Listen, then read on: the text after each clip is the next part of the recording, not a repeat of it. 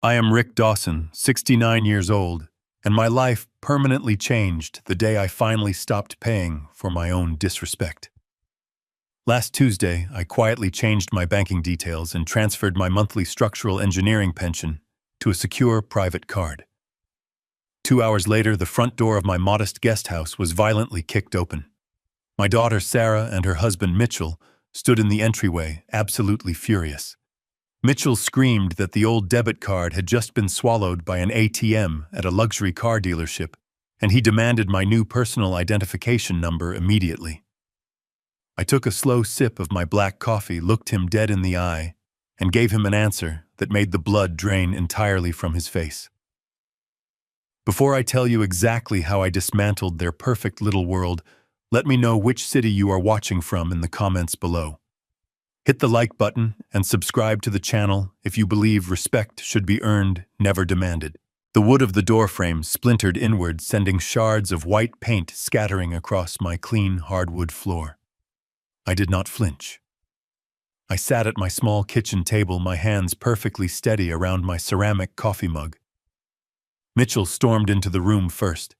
His face was a violent shade of purple, veins bulging against the collar of his expensive designer shirt.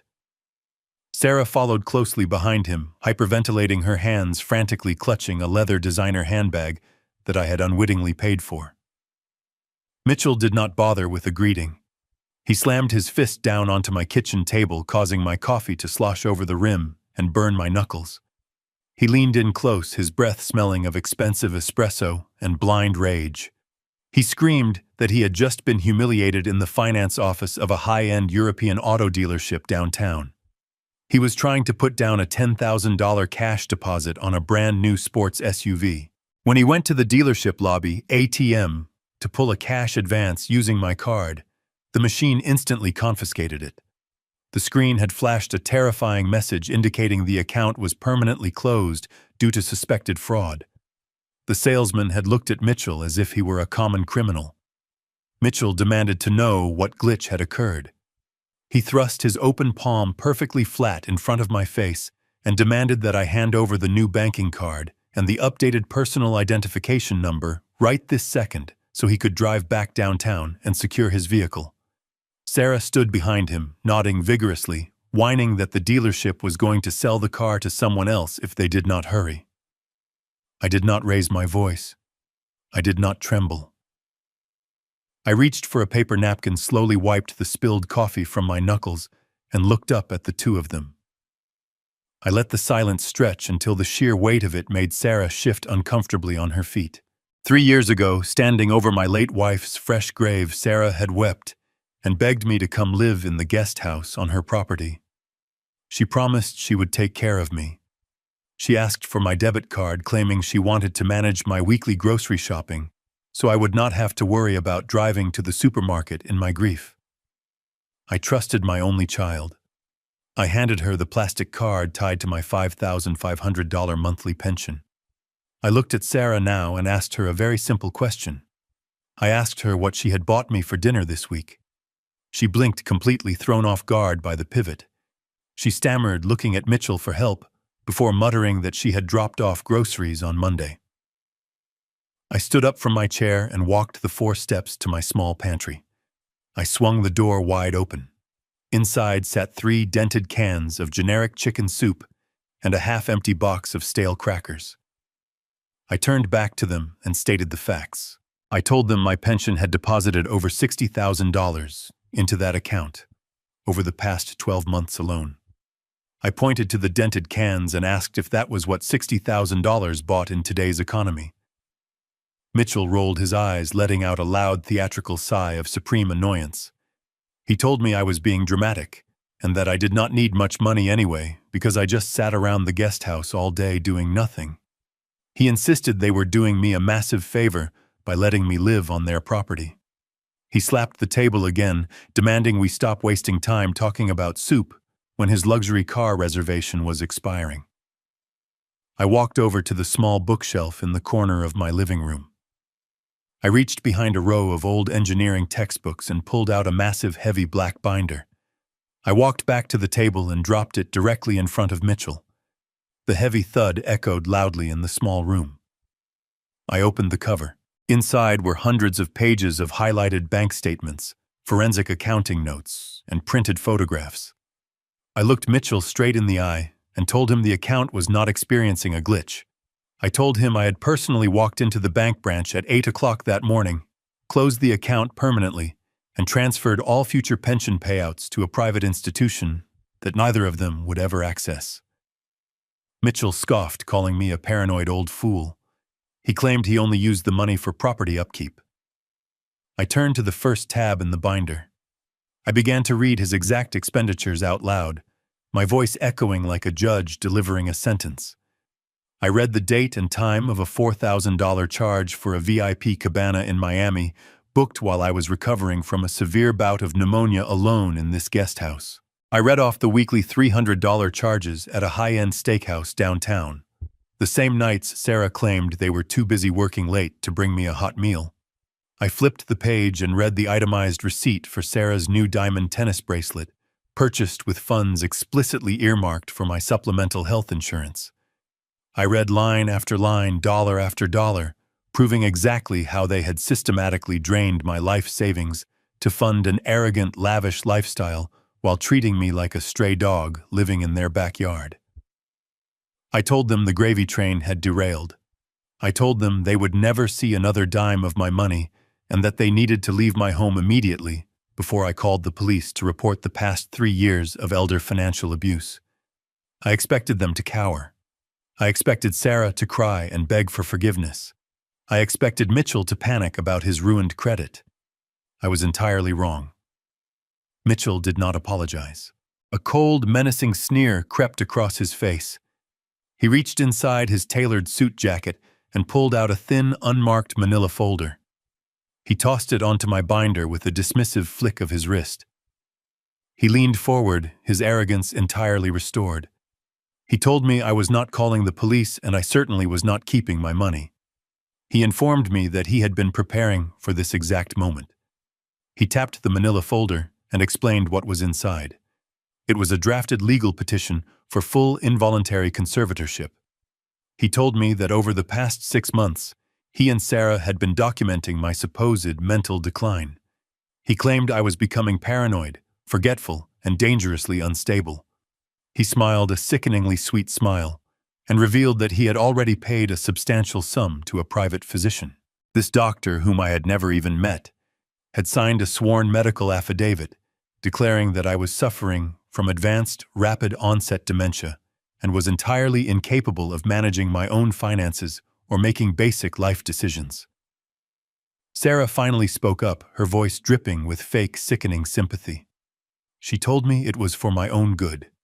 She said my mind was clearly failing since I was making up crazy stories about them stealing my money. She told me a judge would look at my age, look at the doctor's signature, and immediately grant them total legal control over my life, my health, and my remaining bank accounts. Mitchell checked his expensive gold watch. He looked back at me and delivered his ultimatum. He gave me exactly 24 hours to voluntarily hand over the new bank card, the PAISON,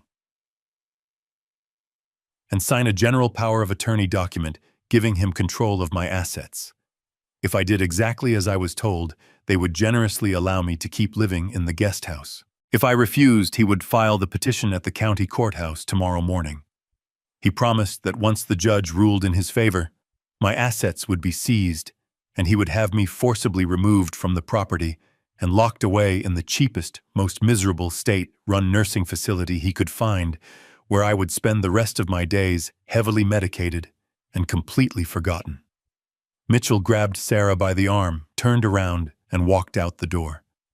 Sarah did not even look back at me.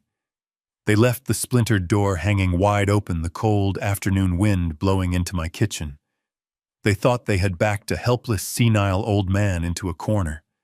They thought I would spend the night trembling in fear, waiting to surrender. They had no idea that my silence was not fear. It was the sound of a structural engineer realizing exactly where the weak points in their foundation were and preparing to bring their entire house crashing down to the ground. I stood in the center of my small kitchen, listening to the sound of Mitchell's car engine fading down the driveway. The cold afternoon wind continued to blow through the splintered doorframe. Most men my age would have collapsed into the nearest chair. Most men would have reached for a telephone to call a friend, or perhaps even cried over the sheer cruelty of their own flesh and blood. I did not do any of those things. I am a retired structural engineer. I spent 40 years calculating load-bearing walls, stress fractures, and the exact moment a foundation will buckle under pressure. I knew immediately that Mitchell was not acting out of mere anger over a canceled car reservation. His confidence was too absolute. His timeline of 24 hours was too specific. The pension was merely the loose thread. The true prize was something much larger. If they were willing to commit perjury by hiring a corrupt doctor to declare me legally incompetent, they were not doing it just to secure my monthly checks. They were doing it to seize total control of my entire estate.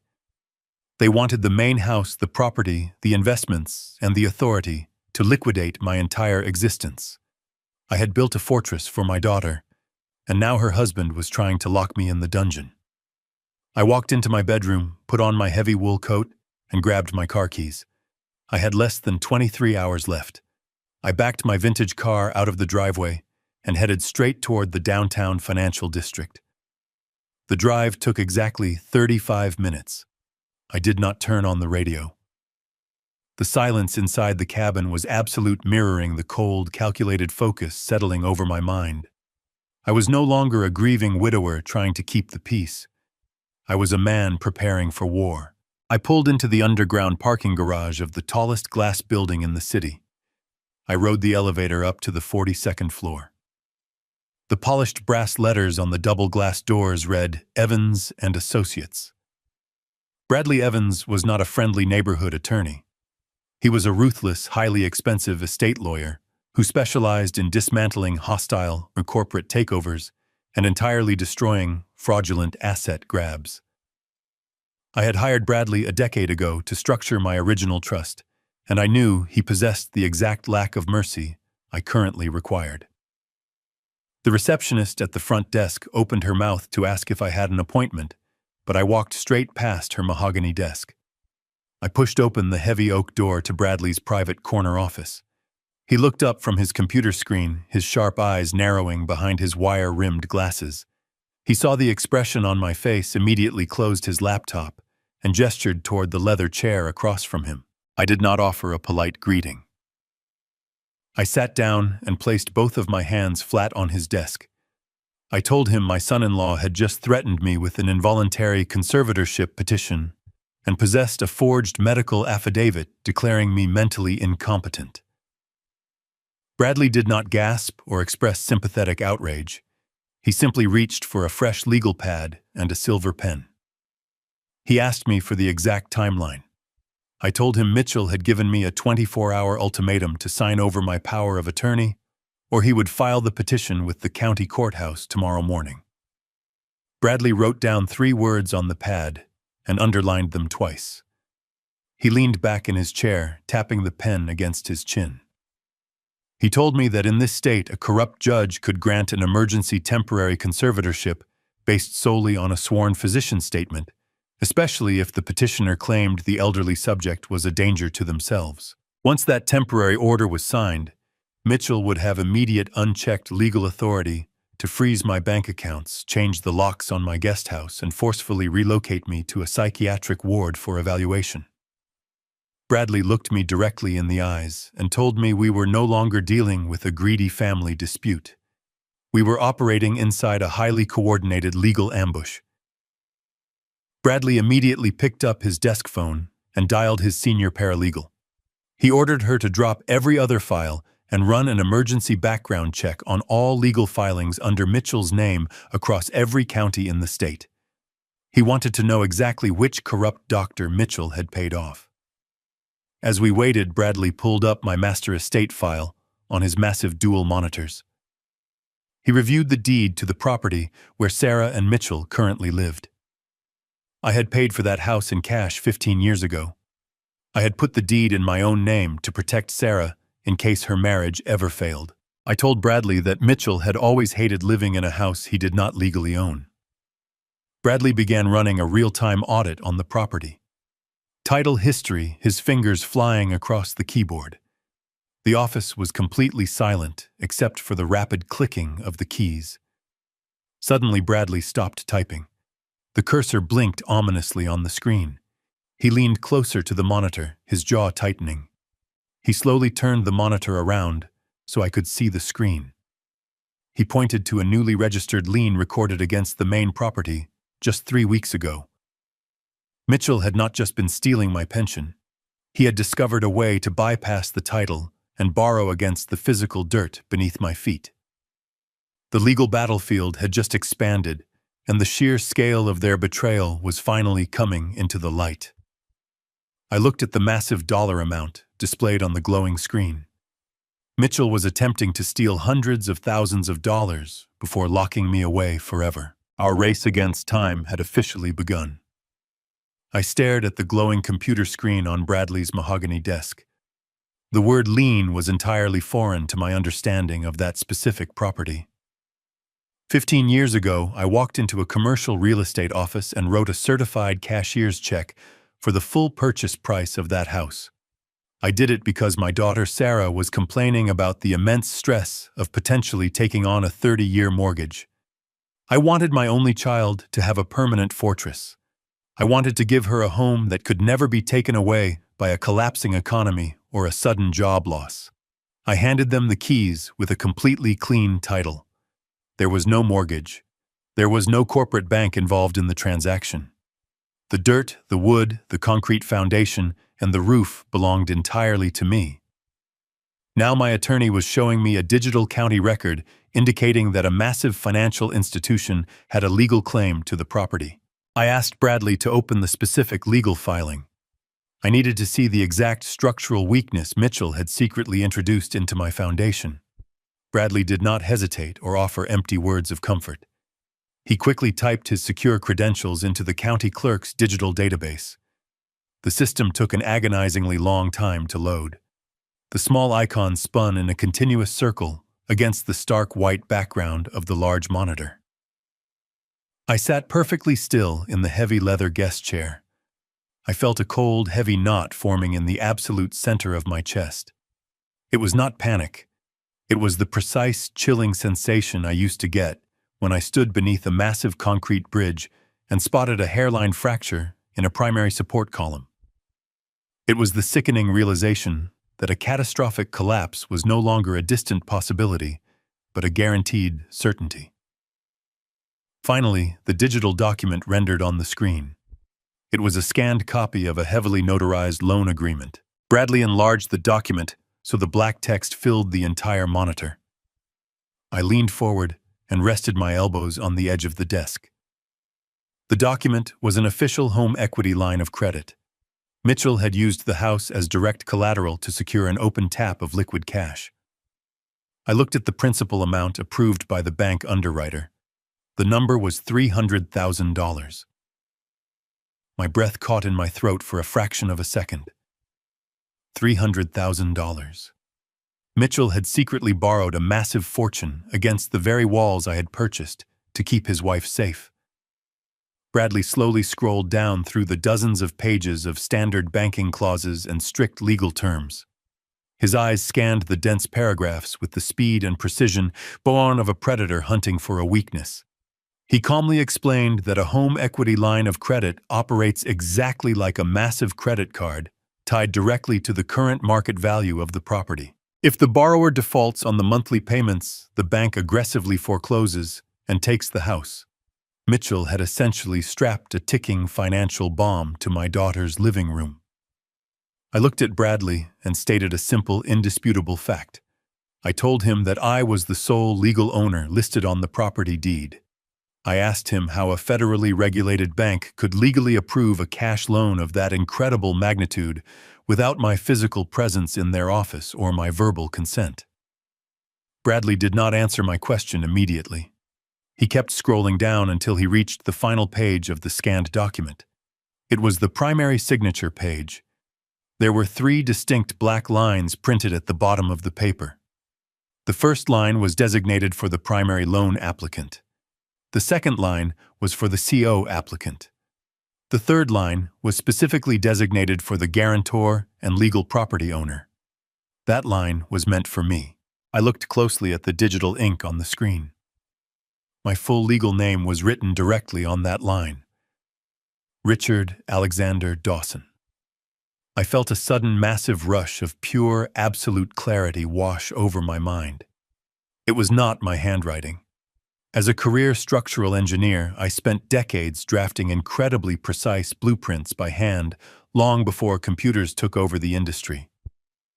My personal handwriting is entirely distinct and highly regimented. My capital letters always feature a sharp, rigid angle at the top loop. My lowercase letters are completely uniform in height and spacing. The signature displayed on the monitor was a sloppy, arrogant imitation. The angle of the letters leaned far too heavily to the right. The pressure of the pen strokes was highly inconsistent, indicating that the person writing it was frequently pausing to look at a reference document. It was Mitchell. He had forged my signature to steal $300,000 of my hard-earned equity. I pointed to the glowing screen and told Bradley exactly what I saw.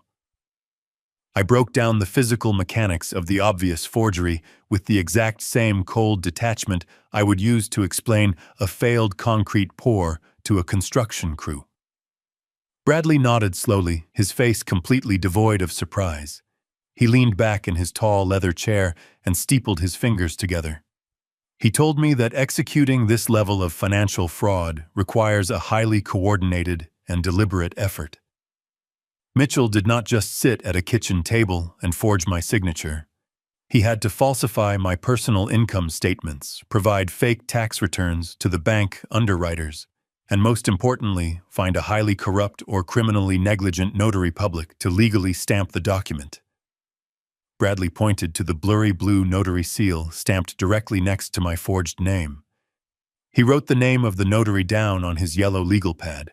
He looked me in the eye and told me that this single piece of paper escalated the situation from a minor family dispute over a stolen pension into federal bank fraud and aggravated identity theft. He stated clearly that these are severe felonies that carry mandatory federal prison sentences. The scattered pieces of the puzzle suddenly snapped together in my mind with terrifying precision. I finally understood the arrogant 24-hour ultimatum Mitchell had delivered in my kitchen. I finally understood the fake dementia diagnosis and the immediate threat of involuntary conservatorship.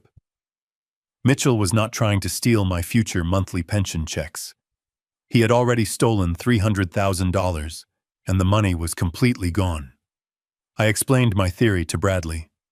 Mitchell had likely maxed out the fraudulent credit line to fund his lavish vacations and luxury car purchases. The monthly interest payments on a loan of that size were likely astronomical. He was drowning in his own hidden debt.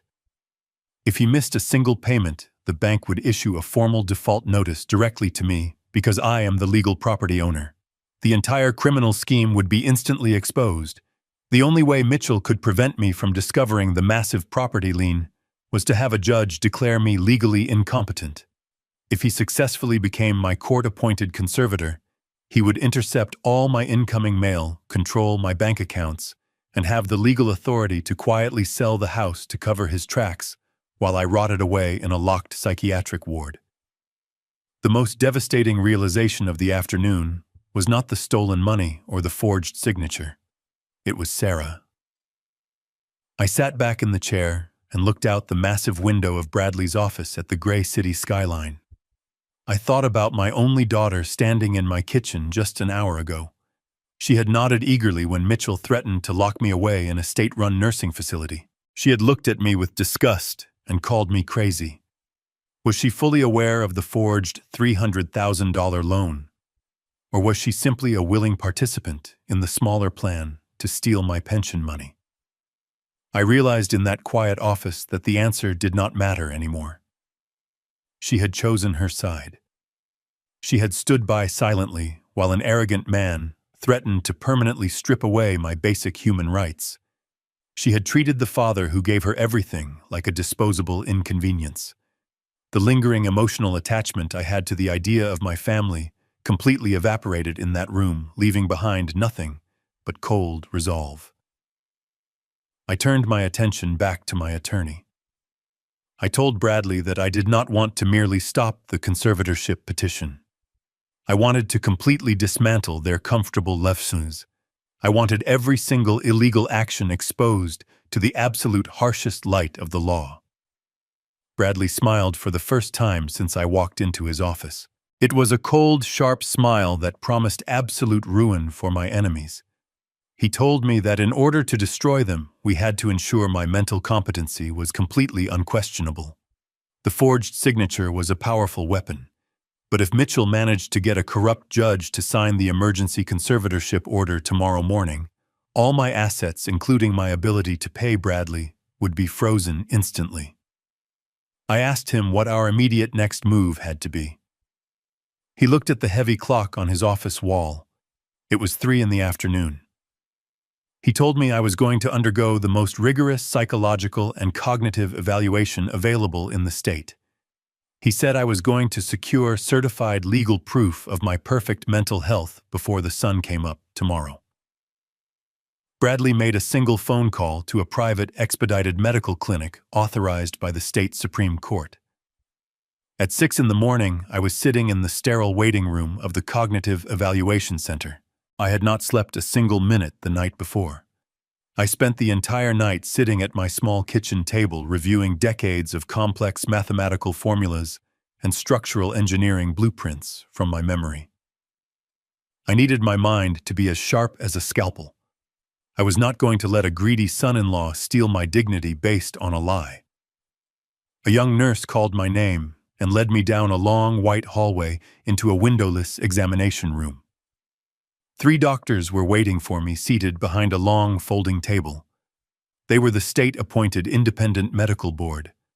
Their sole job was to determine if an elderly citizen was mentally fit to manage their own life or if they needed to be stripped of their basic human rights and handed over to a legal guardian. The lead doctor was a stern-looking woman with a thick metal clipboard. She explained that the evaluation would last 4 grueling hours. It would cover memory retention, spatial awareness, complex problem-solving, and emotional stability. She warned me that the testing was explicitly designed to induce severe mental fatigue and frustration in order to break down any hidden cognitive walls. I looked at her and smiled. I told her I spent 40 years calculating wind shear resistance on steel suspension bridges while dealing with screaming city contractors and delayed material shipments. I told her mental fatigue was simply my Tuesday afternoon. She did not smile back. She started a heavy silver stopwatch on the desk, and the absolute interrogation began. They started with basic memory recall. They gave me a list of 30 random, completely unconnected words and told me I would need to repeat them in exact order an hour later. Then they moved to spatial reasoning. They handed me a thick packet of complex geometric shapes printed on paper and asked me to mentally rotate them and identify the correct corresponding shadow from a list of incredibly similar options. It was a complete insult to a man who used to draft 3-dimensional load-bearing schematics by hand before computer software existed. I completed the spatial packet in less than 5 minutes. The second doctor raised an eyebrow and quietly took the papers from my hand, checking my answers against an answer key. His eyes widened slightly as he realized I had not made a single mistake. Then came the mathematical logic portion. They asked me to perform rapid sequential subtractions of prime numbers descending from a massive starting figure. I did not even blink or pause to take a breath.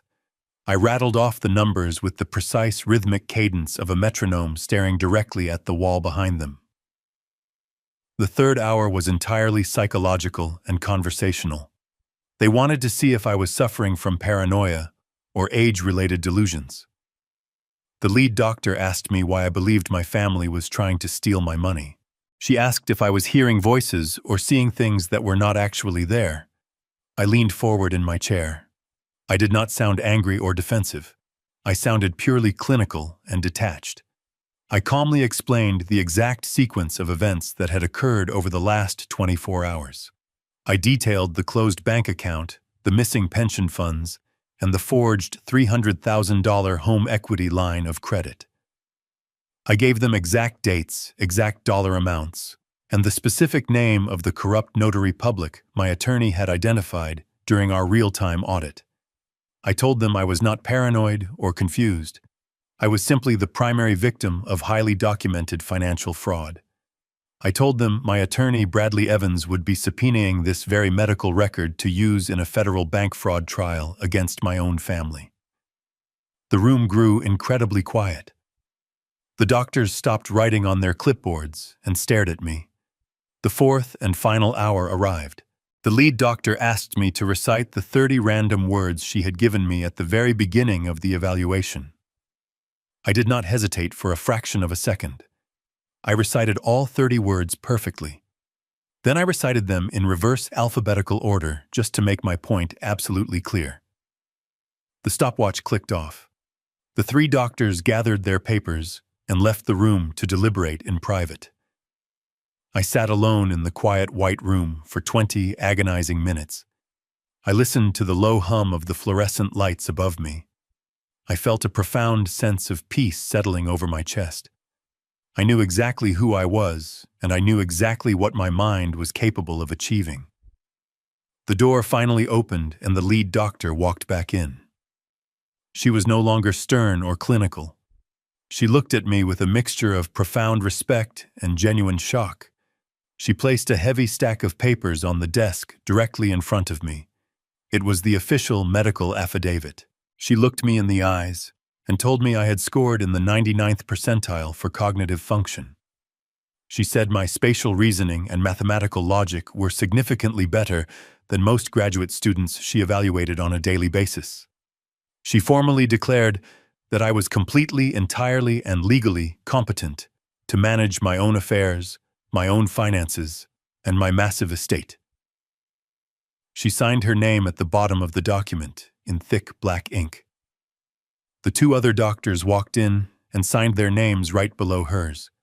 The lead doctor stamped the paper with the official raised seal of the State Medical Board, making it an undeniable legal fact. She handed the document to me and told me she wished me the absolute best of luck in putting my son-in-law exactly where he belonged. I walked out of the medical center at 10 in the morning. The bright morning sun hit my face, warming my skin. I held the sealed envelope tightly in my right hand. It was the ultimate shield. It was the absolute undeniable proof that Mitchell's entire conservatorship plan was built on a desperate criminal lie. If he walked into a county courthouse to file his fake dementia claim, he would be instantly arrested for perjury and filing false legal documents. I reached my car and unlocked the door. I pulled out my cell phone to call Bradley. I was ready to launch the aggressive counter-offensive. I was ready to move from defense to offense and finally trap Mitchell in his own web of arrogance and lies. I stood in the sunlit parking lot of the medical center, holding the sealed envelope containing my absolute freedom. The heavy weight that had rested on my chest since yesterday afternoon was entirely gone. I had the legal ammunition to destroy Mitchell's malicious plan before he could even file his fake paperwork at the courthouse. I reached into my coat pocket to retrieve my car keys. My fingers brushed against my cell phone. The screen lit up with a sudden sharp vibration. It was a priority notification email from my personal banking application. I frowned. I had completely closed my primary accounts the day before. There should have been no active alerts on my phone. I unlocked the screen and opened the message. The email was not from my usual local bank. It was an automated security alert from the massive national financial institution that held the fraudulent $300,000 home equity line of credit. Because my name was forged as the primary guarantor on the account, the bank's automated system had pulled my contact information from my credit file and sent me a standard courtesy notification regarding a massive outbound transaction. I stared at the screen and felt the blood freeze in my veins. The notification was a digital wire transfer receipt. 10 minutes ago, Mitchell had logged into the fraudulent account and initiated a transfer for the maximum allowable limit. He was attempting to move the entire $300,000 in one single sweeping motion. I looked at the destination details printed on the digital receipt. He was not moving the money to a local checking account to buy his luxury car. The routing number was attached to a private offshore banking institution located in the Cayman Islands. Mitchell was not just stealing my equity. He was laundering it out of the country entirely. My engineering mind immediately calculated the catastrophic implications of this move. If that wire transfer successfully cleared the United States banking system, the money would be completely untraceable and entirely unrecoverable. It would vanish into a black hole of international banking secrecy. The domestic bank would then turn around and demand the $300,000 directly from me because my forged signature was on the collateral document. If I could not produce the stolen cash, they would foreclose on the property and auction off my daughter's house to recoup their losses. Mitchell was preparing to take the money and vanish, leaving me entirely destroyed and Sarah completely homeless. He had likely realized his conservatorship plan might face legal resistance from me and decided to execute a scorched earth exit strategy. I did not panic. Panic is a useless emotion that leads to structural failure. I immediately dialed Bradley's direct cell phone number. He answered on the first ring. I read him the exact details of the wire transfer alert, including the transaction identification number and the offshore routing code. Bradley let out a sharp breath. The relaxed confidence from yesterday was entirely gone from his voice. He told me that international wire transfers of that magnitude are subject to a mandatory federal security hold, but that hold only lasts for a maximum of 2 hours. After the security window closes, the funds are released into the global network and disappear forever. We had exactly 1 hour and 50 minutes to physically stop the transaction. Bradley gave me a direct and uncompromising order. He told me not to bother calling the bank customer service hotline. A low-level telephone representative would not have the authority to halt an offshore transfer, and they would waste precious time verifying my identity while the clock ticked down. Bradley told me to drive immediately to the regional corporate headquarters of the bank, located in the center of the financial district. He said he was drafting an emergency federal fraud injunction right now and would meet me in the lobby of the bank in exactly 30 minutes. If we did not reach the regional wire manager before the security hold expired, my 15 years of hard-earned equity would be gone forever. I threw my car into gear and sped out of the medical center parking lot. I merged onto the busy morning interstate, gripping the steering wheel until my knuckles turned completely white. The morning traffic was incredibly heavy. Brake lights flashed in front of me, creating a sea of red metal. I watched the digital clock on my dashboard ticking away the minutes. Every single minute that passed brought Mitchell closer to absolute victory. I thought about the sheer arrogance of the man. He believed he could forge my name, steal my wealth, and simply wire it to a tropical island without consequence. He believed my age made me slow and oblivious. I pressed my foot down on the accelerator, weaving my vintage car through the narrow gaps in the heavy traffic. I was not going to let a spoiled, arrogant thief steal the foundation I had built for my family. I arrived at the towering glass skyscraper that housed the bank's regional headquarters with exactly 1 hour left on the security hold. I left my car parked illegally in the front loading zone, not caring about the inevitable parking ticket. I sprinted through the revolving glass doors into the massive marble lobby. Bradley was already standing near the security desk, holding a thick stack of freshly printed legal documents. His face was set in a grim expression of pure determination. He handed me a copy of the emergency injunction and pointed toward the row of private executive elevators. We did not have an appointment. We did not have building security badges. We only had the certified medical affidavit proving my competence and the undeniable proof of Mitchell's federal bank fraud. We walked past the protesting security guards and stepped into the elevator, hitting the button for the executive floor. The doors slid shut, sealing us inside. The ultimate confrontation was no longer a matter of days or hours. It was a matter of minutes. Mitchell was sitting somewhere right now watching his computer screen, waiting for the final confirmation of his stolen wealth. He had no idea that the man he thought he had broken was currently riding an elevator straight into the heart of the banking system, carrying the legal fire required to burn his entire offshore empire to the ground. The elevator doors slid open to reveal the absolute pinnacle of corporate banking. The 42nd floor did not look like a standard retail bank branch. There were no teller windows or waiting area chairs. The floor was covered in thick, dark carpeting that absorbed all sound. The walls were paneled in rich mahogany and lined with modern art. We stepped out of the elevator and were immediately intercepted by a woman in a sharp gray suit. She held a digital tablet and looked at us with a mixture of confusion and corporate disdain. She informed us that the executive floor was strictly by appointment only and asked security to escort us back to the lobby. Bradley did not even break his stride. He walked straight past her, holding the thick stack of legal documents like a loaded weapon. He demanded to be directed to the regional director of wire operations immediately. The woman attempted to block his path, but Bradley simply stated his name and the name of his law firm. He informed her that if she delayed us for even a single minute, she would be personally named as a co-conspirator in a federal bank fraud lawsuit involving the theft of $300,000.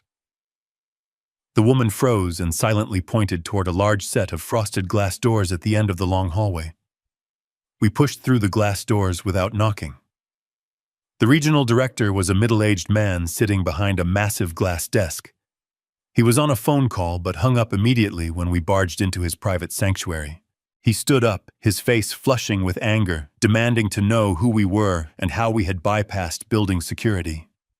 Bradley walked directly to the glass desk and slammed the emergency federal fraud injunction down onto the smooth surface. The heavy sound echoed loudly in the quiet executive office. Bradley leaned over the desk, his voice dropping to a terrifyingly calm whisper. He told the director to sit down and look at the screen on his computer. He recited the exact account number and the transaction identification code for the Cayman Islands wire transfer. The director hesitated, but the sheer aggressive authority radiating from my attorney forced him back into his leather chair. He typed the numbers into his keyboard. His eyes widened as the massive outbound transfer populated on his screen. The director tried to deploy standard banking protocol. He nervously adjusted his tie and stated that the transfer had already been authorized by the primary account holder. He claimed the bank could not simply halt a massive international wire without a verified court order or a direct request from the client who initiated the transaction. Bradley smiled his cold, devastating smile. He dropped the second piece of paper onto the desk. It was a high-resolution photograph of the forged signature on the original home equity loan document placed directly next to a certified copy of my actual legal signature. Bradley told the director that the man who authorized the wire was not the legal property owner. He informed the director that the bank had negligently approved a $300,000 credit line based on an incredibly sloppy forgery. Bradley then dropped the final piece of paper. It was the certified medical affidavit from the state Supreme Court Medical Board proving my absolute mental competency. Bradley did not wait for the director to process the information. He looked at the clock on the wall. We had exactly 14 minutes remaining before the federal security hold expired and the money vanished offshore. Bradley told the director that we were completely bypassing the local banking chain of command. He pulled his cell phone from his pocket and dialed a direct number. He placed the phone on the glass desk and activated the speaker function. A stern voice answered immediately, identifying himself as a senior agent with the Federal Wire Fraud Division. Bradley had already contacted him during our drive to the bank. Bradley formally introduced me and then instructed the bank director to identify himself to the federal agent. The director was sweating profusely now. He stated his name and his corporate title. The federal agent informed the director that he was looking at the real-time routing data for the Cayman Islands transfer. The agent ordered the director to manually override the local system and execute a hard freeze on the entire account hierarchy immediately. The director tried to argue that a hard freeze would lock the entire credit line and flag the account for a mandatory federal investigation. He warned that the bank would suffer a massive loss if the collateral was tied up in a federal court battle. I finally spoke up. I leaned over the desk, looking the panicked executive dead in the eyes. I told him he was no longer worried about a financial loss. I told him he was currently harboring stolen funds.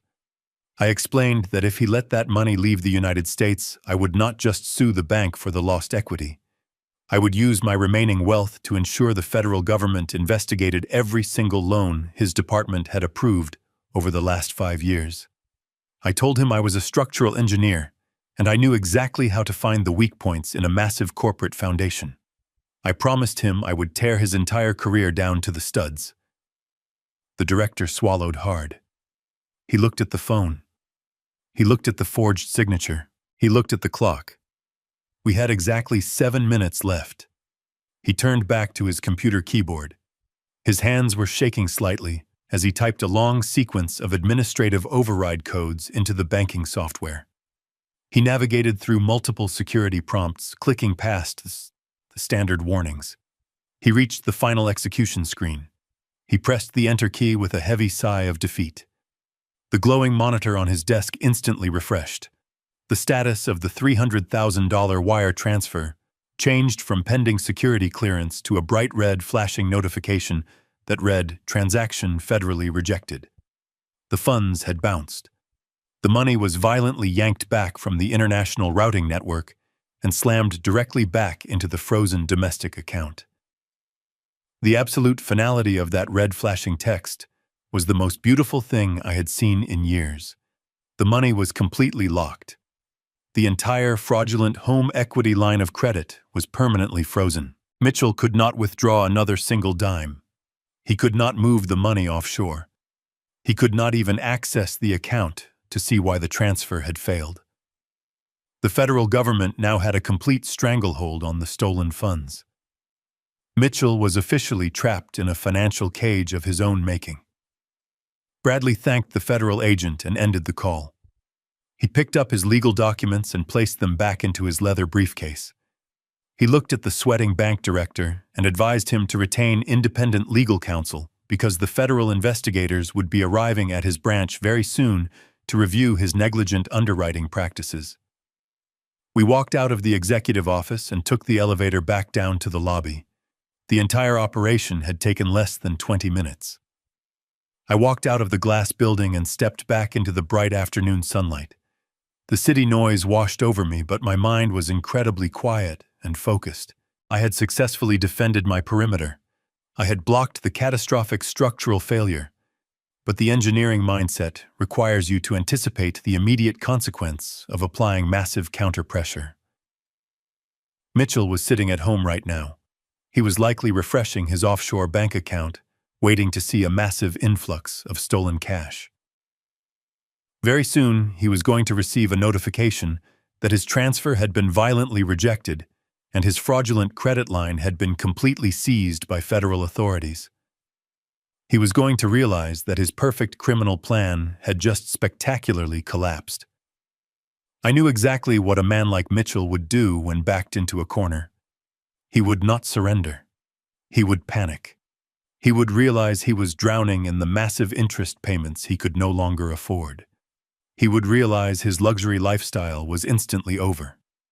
Desperation breeds extreme recklessness.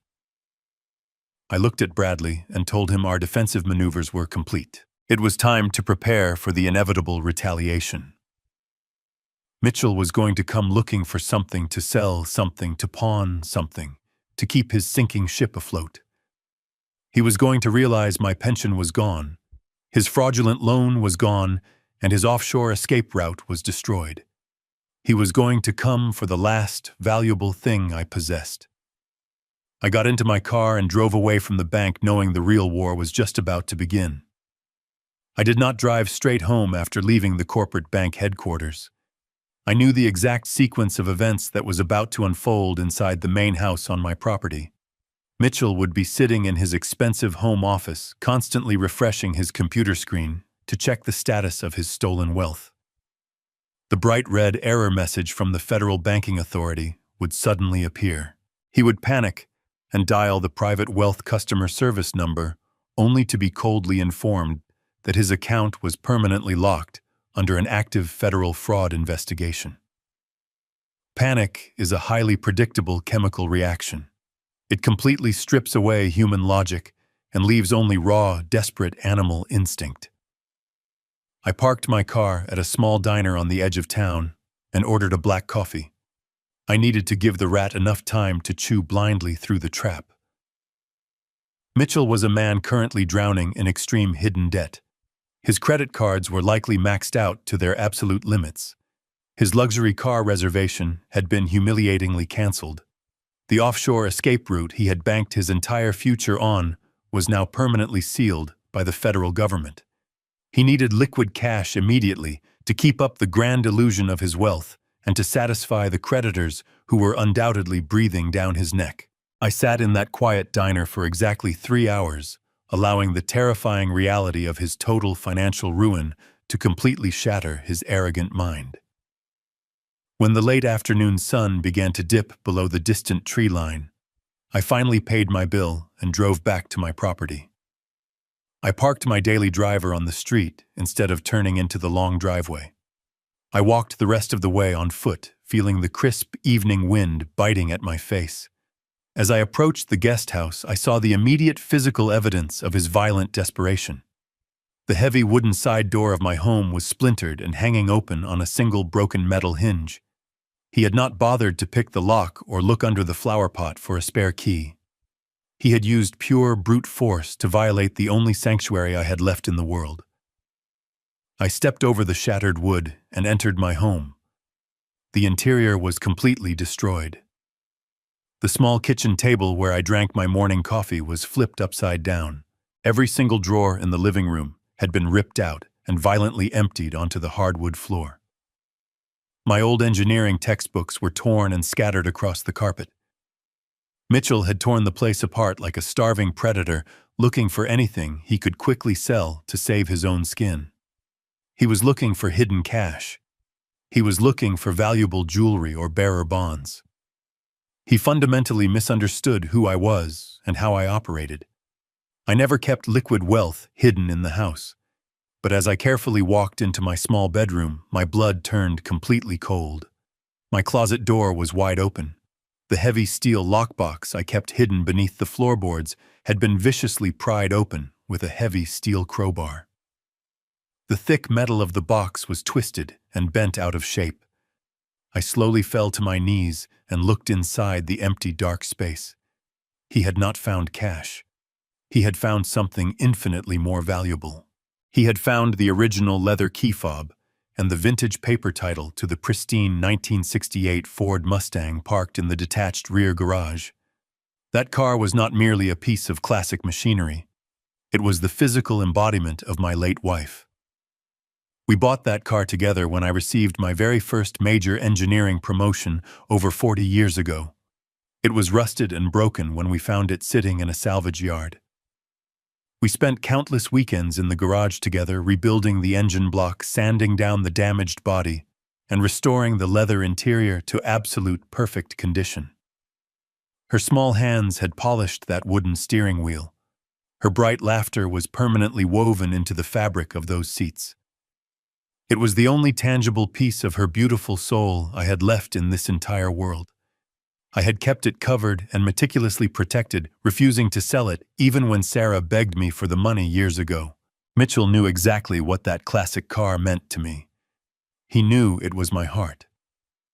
But he also knew that a fully restored 1968 Mustang could fetch over $80,000 in pure, untraceable cash from a shady underground vehicle collector within a matter of hours.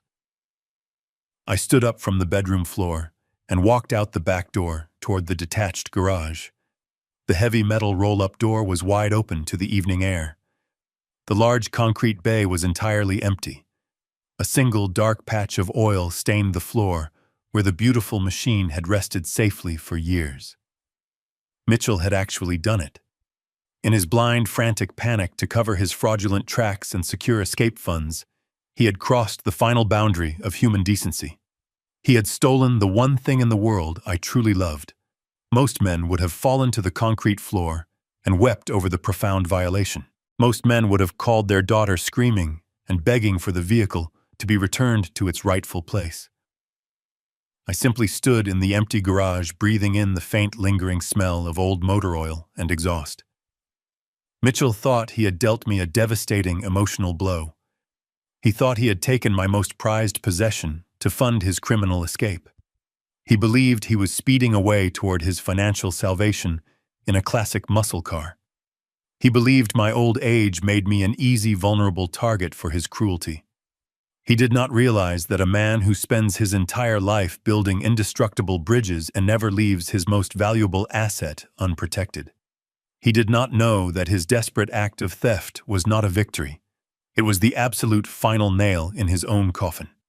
He had just handed me the exact tool I needed to ensure he would never sleep in a comfortable bed again. I walked calmly back into my ruined guest house, pulled my cell phone from my pocket, and prepared to unleash the absolute wrath of the law upon him. I stood in the center of the empty concrete bay, letting the reality of the empty space wash over me. The faint smell of old motor oil and premium exhaust hung in the damp evening air. A lesser man would have reached for his phone immediately to call his daughter. A weaker father would have dialed Sarah's number, begging her to intervene, pleading with her to make her husband bring the car back before any real damage was done. I did not touch my phone. I did not shed a single tear. I slowly turned around and walked out of the detached garage, pulling the heavy metal door back down until it locked into place. The loud metallic clang echoed across the quiet property. I walked back toward the ruined guest house, stepping carefully over the shattered pieces of my own front door. Mitchell had ransacked my living space with the chaotic energy of a desperate animal. He had flipped my furniture, torn my books, and violated my privacy. But as I navigated the debris field he had left behind, I felt absolutely nothing but a profound sense of clinical detachment. I walked into my bedroom and looked at the violently pried steel lockbox on the floor. Mitchell believed he had discovered my ultimate vulnerability. He believed he had found the key to his salvation hidden beneath my floorboards. What Mitchell failed to understand is that a structural engineer never leaves a critical load-bearing asset without a redundant safety mechanism. 3 days ago, before the explosive confrontation in my kitchen, before the massive banking freeze and before the forged medical documents, I had noticed something incredibly subtle. I had watched Mitchell standing in the driveway smoking an expensive cigar, staring intensely at the detached garage. I saw the distinct look of pure, greedy calculation in his eyes. He was looking at the metal door the way a starving man looks at a locked pantry.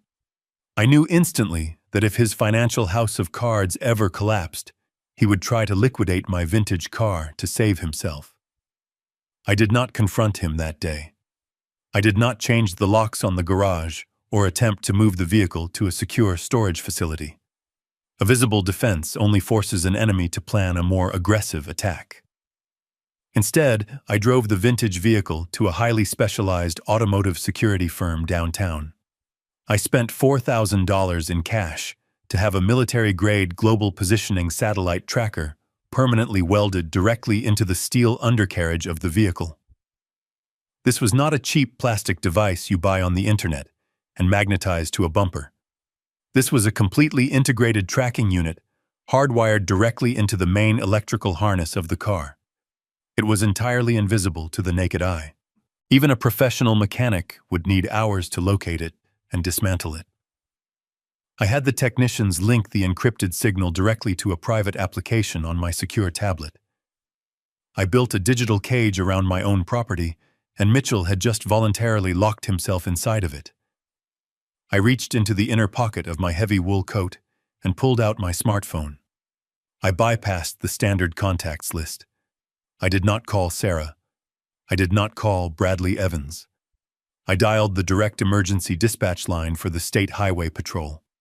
The phone rang exactly twice before a female dispatcher answered the call. She asked me to state the nature of my emergency. I did not sound frantic.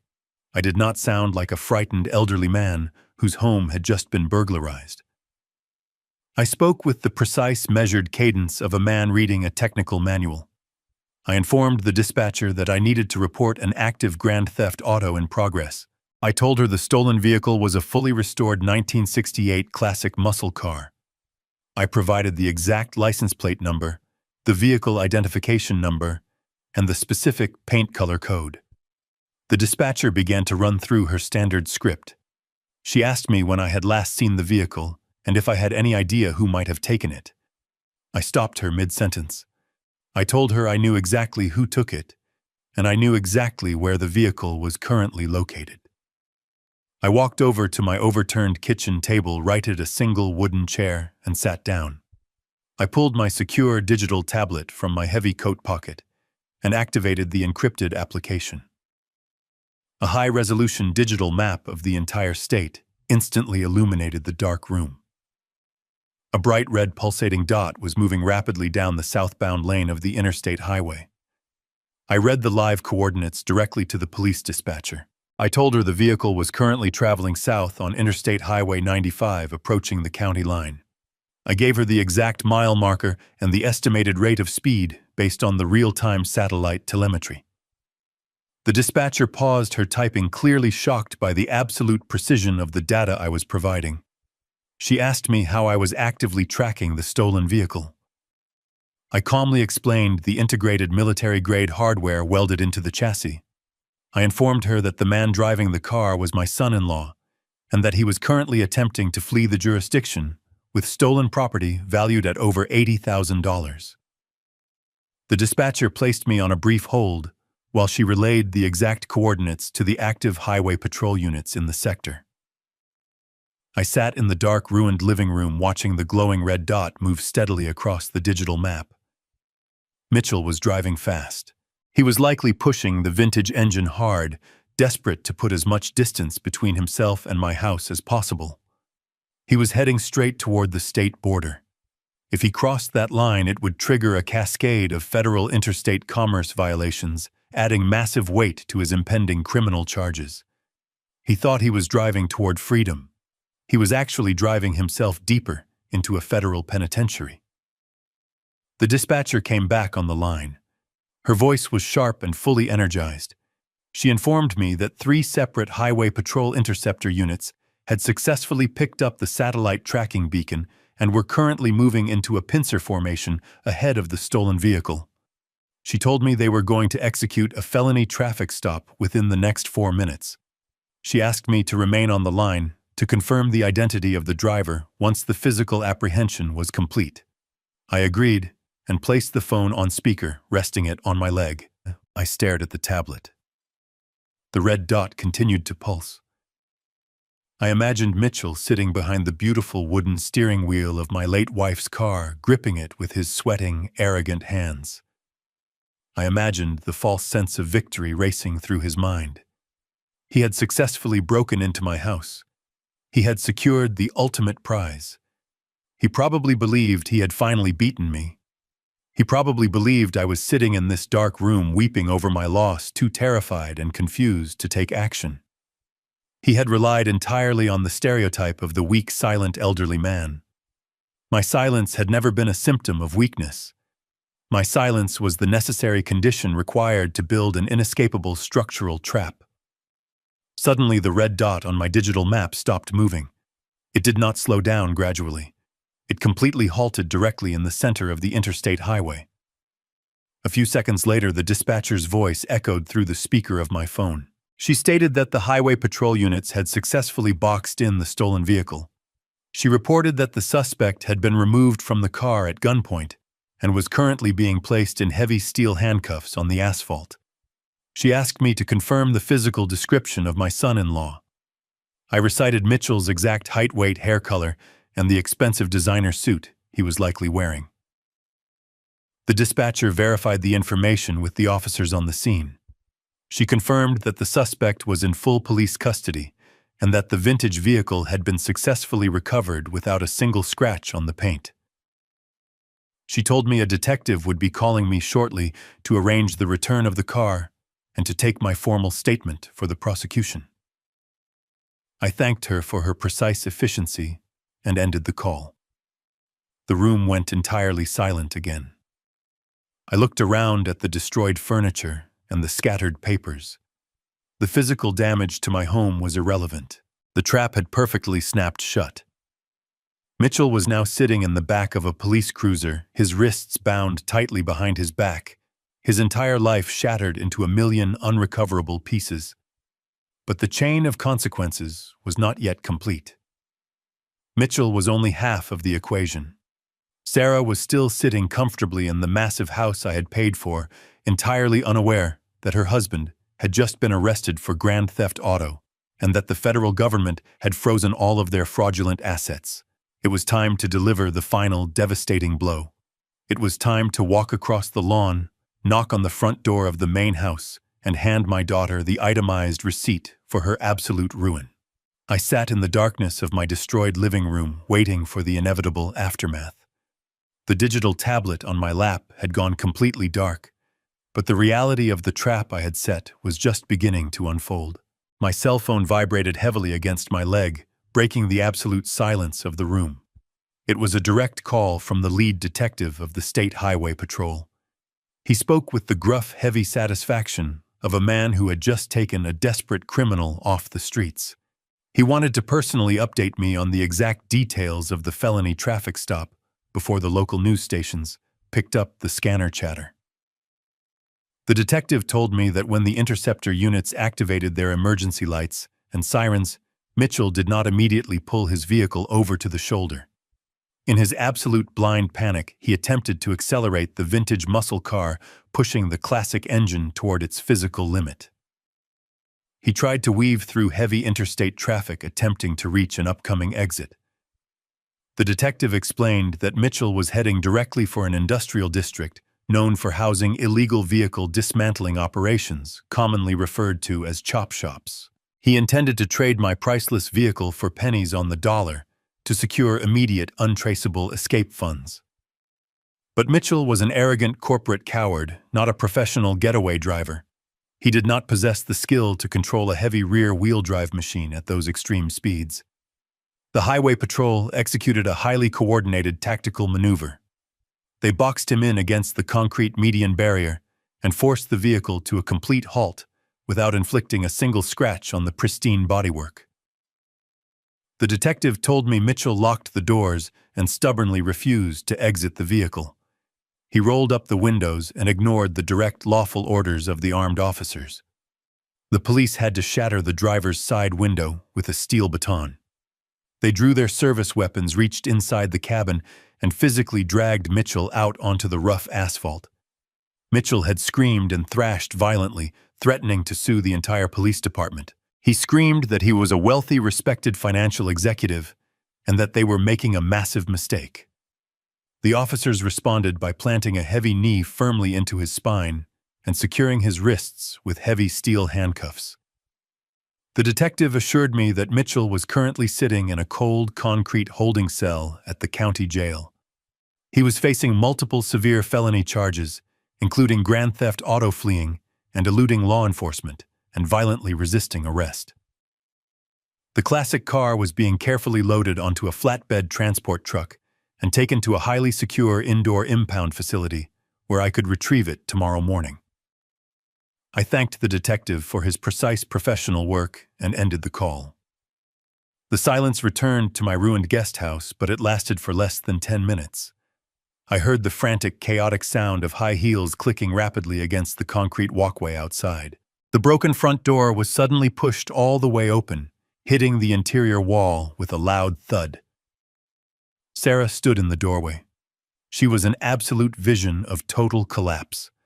The entitled, arrogant woman who had stood in my kitchen just yesterday demanding my pension money was completely gone. Her expensive designer jacket was improperly buttoned and hanging off her shoulder. Her carefully styled hair was a messy, tangled disaster. Thick black makeup ran down her cheeks in dark, ugly streams. She was frantically clutching her cell phone to her chest, as if her life depended on it. She took one trembling step into the ruined living room and saw the overturned furniture, the shattered wood, and the scattered debris. She did not even register the fact that her husband was the one who had violently destroyed my home. She threw herself onto her knees right in the center of the torn paper and broken glass. She began to sob uncontrollably, the sound echoing loudly off the bare walls. It was not a quiet, dignified, emotional release. It was the loud, ugly wailing of a woman who had just watched her entire privileged existence evaporate into thin air. She looked up at me with wild, desperate eyes and told me Mitchell had just called her from the county jail using his single allotted phone call. She choked on her own tears as she explained that the local magistrate had denied him immediate bail because he was considered a severe flight risk after attempting to outrun the highway patrol units. Sarah crawled across the messy floor toward my wooden chair, reaching out with shaking hands to grab the fabric of my pant leg. She begged me to pick up my phone and call the police station right now. She pleaded with me to tell the lead detective that it was all a terrible family misunderstanding. She wanted me to lie to the state authorities. She wanted me to officially declare that I had freely given Mitchell the keys to the vintage vehicle and that he had my full legal permission to drive it across the state line.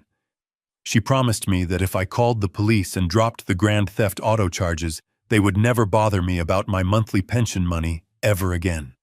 She swore they would completely abandon the fake conservatorship petition tomorrow morning. She looked frantically around the destroyed room and promised to buy me all new expensive furniture and hire a professional construction crew to repair my front door.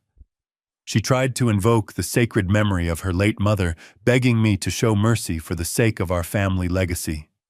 She cried that Mitchell would immediately lose his high-paying corporate job if he caught a felony conviction and that his professional reputation in the financial sector would be permanently ruined. She told me she simply could not survive the social humiliation of being married to a convicted felon in front of all her wealthy friends. Every single word falling out of her mouth was entirely focused on her own comfort, her own social standing, and her own financial security. She did not offer a single genuine apology for the forged medical documents, the stolen pension money, or the profound disrespect they had shown me for the last 3 years. I looked down at my daughter crying on the floor. I did not reach out to touch her shoulder. I did not offer her a tissue to wipe her ruined face. I sat perfectly still in my chair and let her tears fall onto my leather shoes.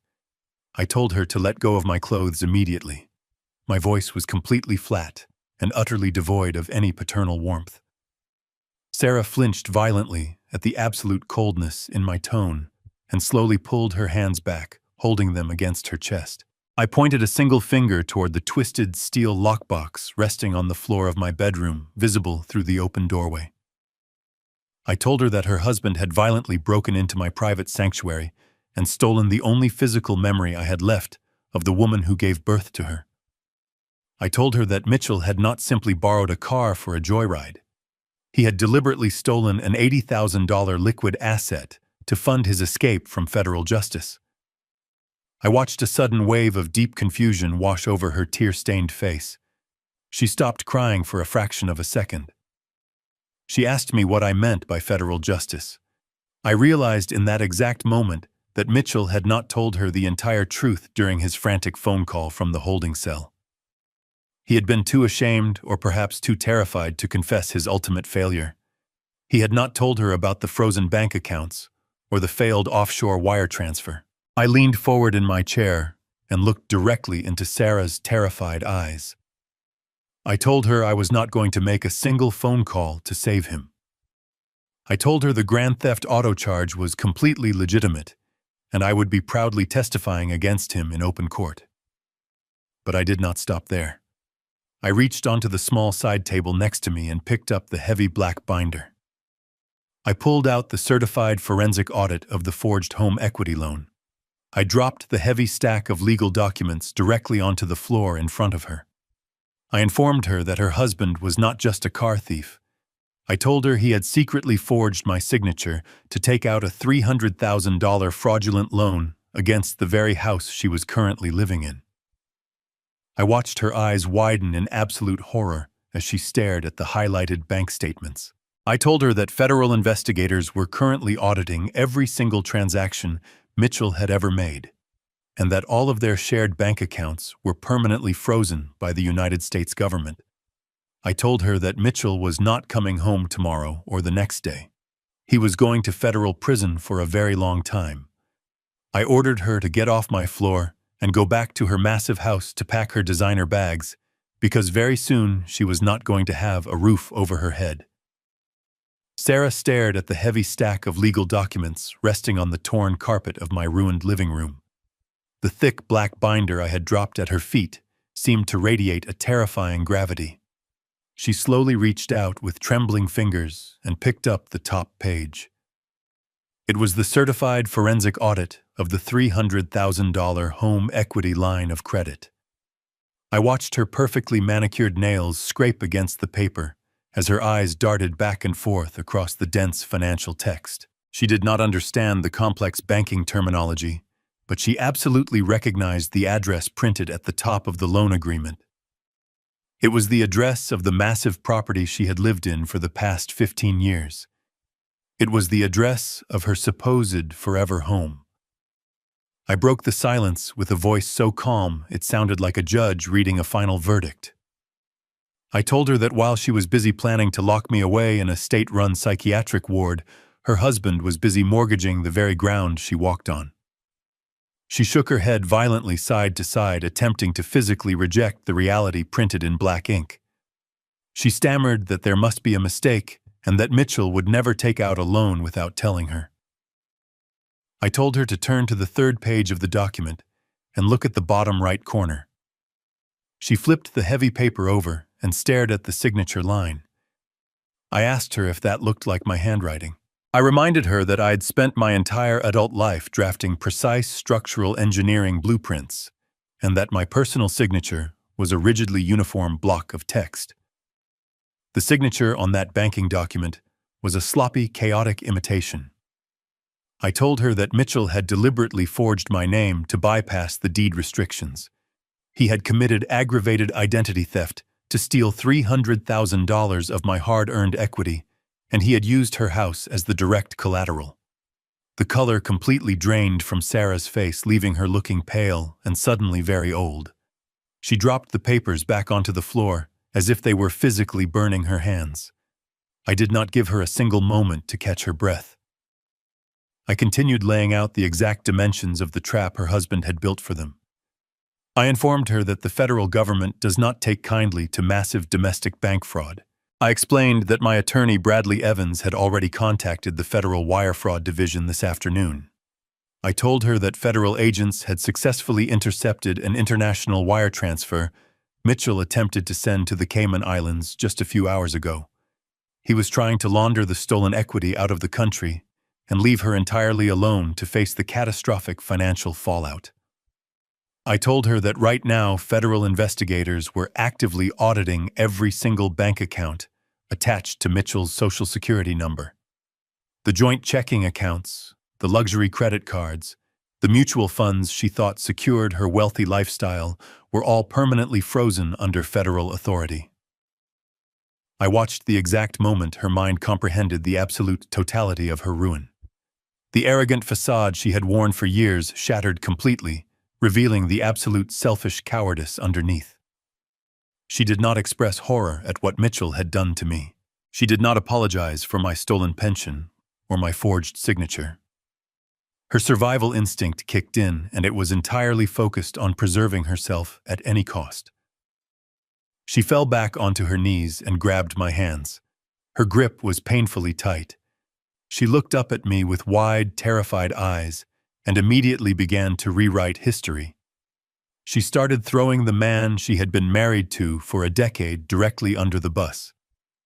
She cried out that she had absolutely no idea about the forged loan or the offshore bank accounts. She swore on her life that Mitchell handled all of their finances and that he kept her completely in the dark. She claimed he was a manipulative monster who controlled every aspect of her existence. She pointed toward the splintered front door and the overturned furniture in my living room, using his violent burglary as proof of his unhinged criminal nature. She sobbed heavily, claiming she was just as much of a victim as I was. She begged me to call my expensive attorney and have him represent her in the divorce proceedings. She wanted me to use my wealth to shield her from the federal investigators. She promised she would testify against Mitchell in federal court and tell the judge whatever I wanted her to say, as long as I protected her from going to prison and allowed her to stay in the main house. She continued her frantic, pathetic monologue, trying to weaponize my memories of her childhood. She reminded me of the days we used to spend together when she was a little girl before she met Mitchell. She claimed Mitchell had slowly poisoned her mind against me over the years, convincing her that I was a burden. She wept loudly, insisting that deep down she had always loved me, and that she had only gone along with the conservatorship plan because Mitchell threatened to leave her if she refused. She painted a picture of herself as a helpless, terrified hostage trapped in a marriage with a financial predator. She thought she could manipulate the innate protective instinct a father has for his daughter. She thought my love for her would override my logic and blind me to her obvious complicity. I looked down at the woman who shared my DNA and felt a profound, sickening disappointment. I pulled my hands out of her desperate grip and stood up from my wooden chair. I walked over to the destroyed kitchen area and picked up one of the dented cans of generic chicken soup Mitchell had knocked onto the floor. I walked back and held the cheap aluminum can directly in front of her face. I asked her if Mitchell had also forced her to feed me garbage while my pension deposited $5,500 into her account every single month. I asked her if Mitchell had somehow brainwashed her into standing in my kitchen yesterday afternoon, eagerly nodding along while he threatened to lock me in a heavily medicated nursing facility. I reminded her that she had looked me dead in the eye and told me my mind was failing. She had weaponized my age against me for her own financial gain. She had willingly participated in the psychological torture required to set up the fake conservatorship. Sarah opened her mouth to speak, but no words came out. She just stared at the soup can, her lips trembling. I told her that true victims do not wear expensive diamond tennis bracelets purchased with stolen health insurance funds. I told her that true victims do not smirk when their elderly father is threatened with forced institutionalization. I explained that I had spent 40 years building strong foundations for bridges and buildings, but I had clearly failed to build a strong moral foundation for my own child. I told her she was not a victim of Mitchell's greed. She was an active, enthusiastic partner in it. She had loved the lavish lifestyle, the luxury cars, and the expensive vacations far more than she had ever loved me. She was perfectly willing to let Mitchell destroy my life, as long as she got to keep living in a massive house without ever having to work for it. She began to weep again loudly and pathetically, wrapping her arms around her own stomach. She begged me to forgive her. She pleaded for a second chance, crying that she was still my little girl and that family was supposed to stick together through difficult times. The sheer hypocrisy of her words hung heavily in the cold evening air. I told her that family is defined by mutual respect and basic human decency, not by shared blood. I told her I would not be calling Bradley Evans to help her with a divorce. I would not be using a single dime of my protected wealth to hire her a defense attorney. I told her that when the federal agents arrived to question her about the stolen $300,000, she would have to face them entirely on her own. I advised her to tell them the absolute truth, because lying to a federal investigator carries a 5-year mandatory prison sentence. She slowly stood up from the floor, wiping the smeared makeup from her eyes. She looked around my ruined guest house one last time, her shoulders completely slumped in total defeat. She whispered that she had nowhere else to go. She said her credit cards were already declining, and she had absolutely zero cash to her name. She said she would just go back to the main house, lock the doors, and figure out how to survive without Mitchell. She thought the main house was still her ultimate sanctuary. She thought she still had a roof over her head, even if it was burdened by a massive fraudulent bank lien. She turned around and began to walk slowly toward the broken front door, dragging her feet like a condemned prisoner.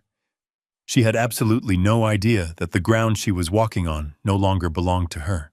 She had no idea that I was about to drop the final devastating piece of the structural collapse directly onto her head. Sarah reached the broken doorframe and placed her hand on the splintered wood. She let out a long, trembling breath, believing the absolute worst of her nightmare was finally over.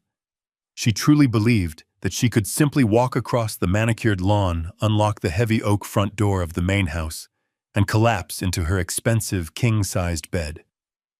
She believed that even though her husband was sitting in a concrete jail cell and her bank accounts were frozen by the federal government, she still possessed a fortress. She thought she still had the physical walls, the granite countertops, the heated swimming pool, and the social status that came with living in a massive suburban estate. She had spent her entire adult life wrapping her identity in the expensive architecture of that house. She was entirely oblivious to the fundamental engineering reality that a house is nothing more than a temporary arrangement of wood and glass resting on top of the only thing that actually holds permanent value. I did not raise my voice as I watched her prepare to leave my ruined guest house. I simply spoke her name into the cold evening air. She stopped and turned her head slightly, looking back at me over her trembling shoulder. I told her she was forgetting a critical detail about the physical property she was currently trying to retreat toward. I reminded her that 15 years ago, when I walked into the real estate office and wrote a massive cashier's check to purchase that estate, I did not buy it because I was impressed by the interior decorating. I am a structural engineer. I do not look at cosmetic finishes or expensive lighting fixtures. I look at the dirt. I look at the foundation. I look at the municipal infrastructure surrounding the perimeter. I told her that when I bought that house, I deliberately targeted a 2-acre parcel sitting directly adjacent to a rapidly expanding municipal transit corridor. Sarah turned fully around, facing me again, with a look of profound confusion settling over her tear-stained features. She did not understand why I was talking about municipal transit or dirt. I explained it to her in the simplest terms possible. I told her that she and Mitchell had spent the last 15 years living inside a house that was sitting on land legally zoned for heavy commercial use. They had never bothered to look at the county zoning maps or the long-term city development plans.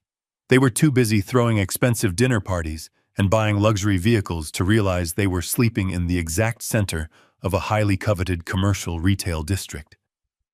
I watched her eyes blink rapidly as her exhausted mind struggled to process the information. I told her that for the past 5 years, I had been receiving weekly phone calls and aggressive certified letters from massive national corporate real estate developers. They desperately wanted to purchase the 2-acre parcel. They wanted to tear down her beautiful house and pave over her heated swimming pool to build a massive commercial retail complex. I explained that for 5 years, I had firmly rejected every single multi-million-dollar corporate buyout offer. I had left millions of dollars sitting on the table simply because I wanted my daughter to have a comfortable, beautiful place to live. I had protected her sanctuary from the corporate bulldozers out of pure, blind, paternal love. I paused and let the absolute silence of the room stretch out between us for several long seconds. I wanted her to fully grasp the magnitude of the sacrifice I had made for her before I revealed exactly how I had finally chosen to revoke it.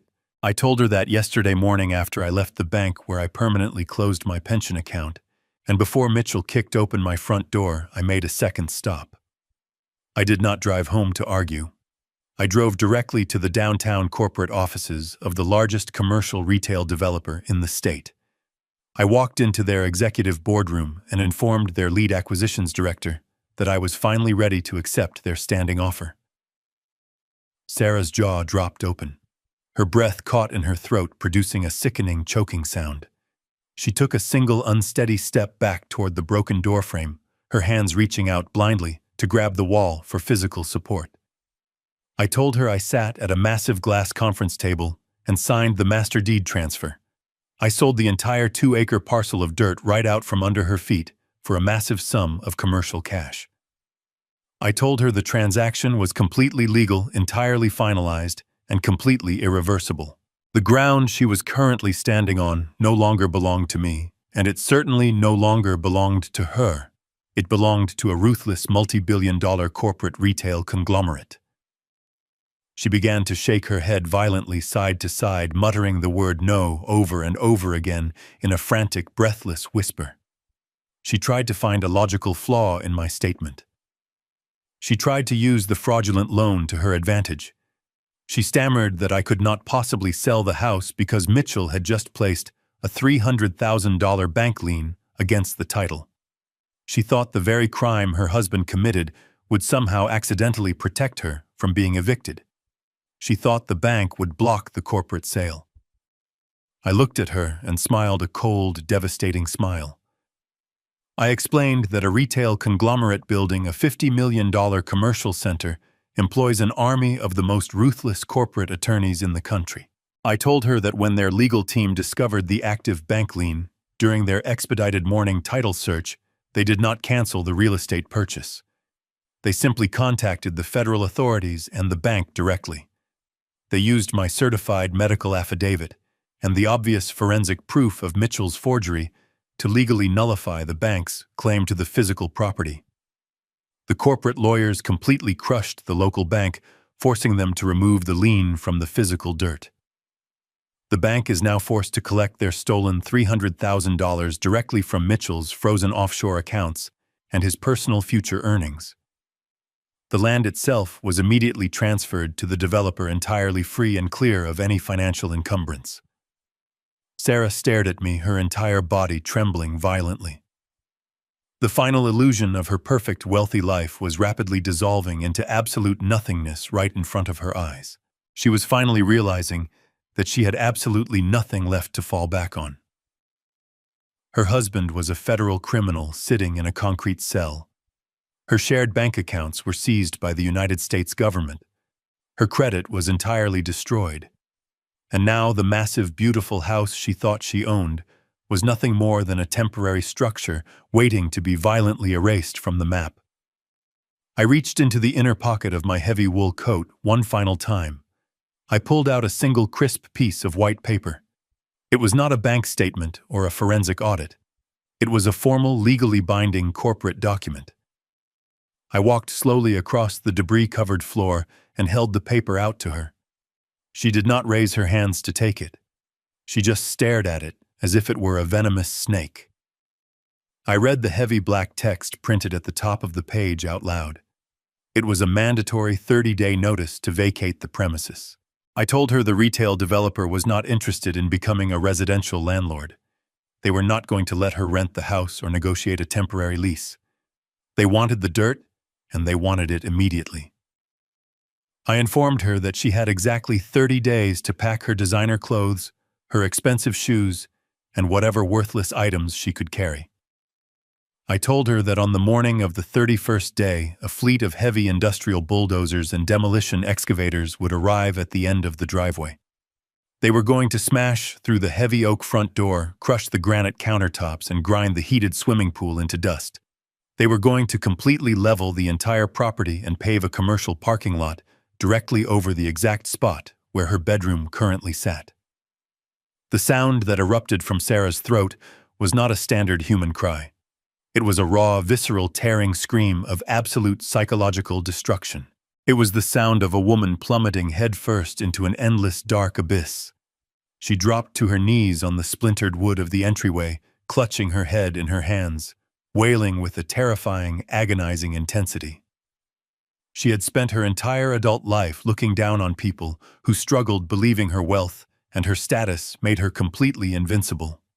She had treated me like a disposable nuisance, a broken old man who existed only to fund her lavish arrogance. Now she was kneeling in the dirt, with absolutely $0 to her name, facing imminent homelessness and absolute public ruin. I looked down at her crying form and felt absolutely no pity.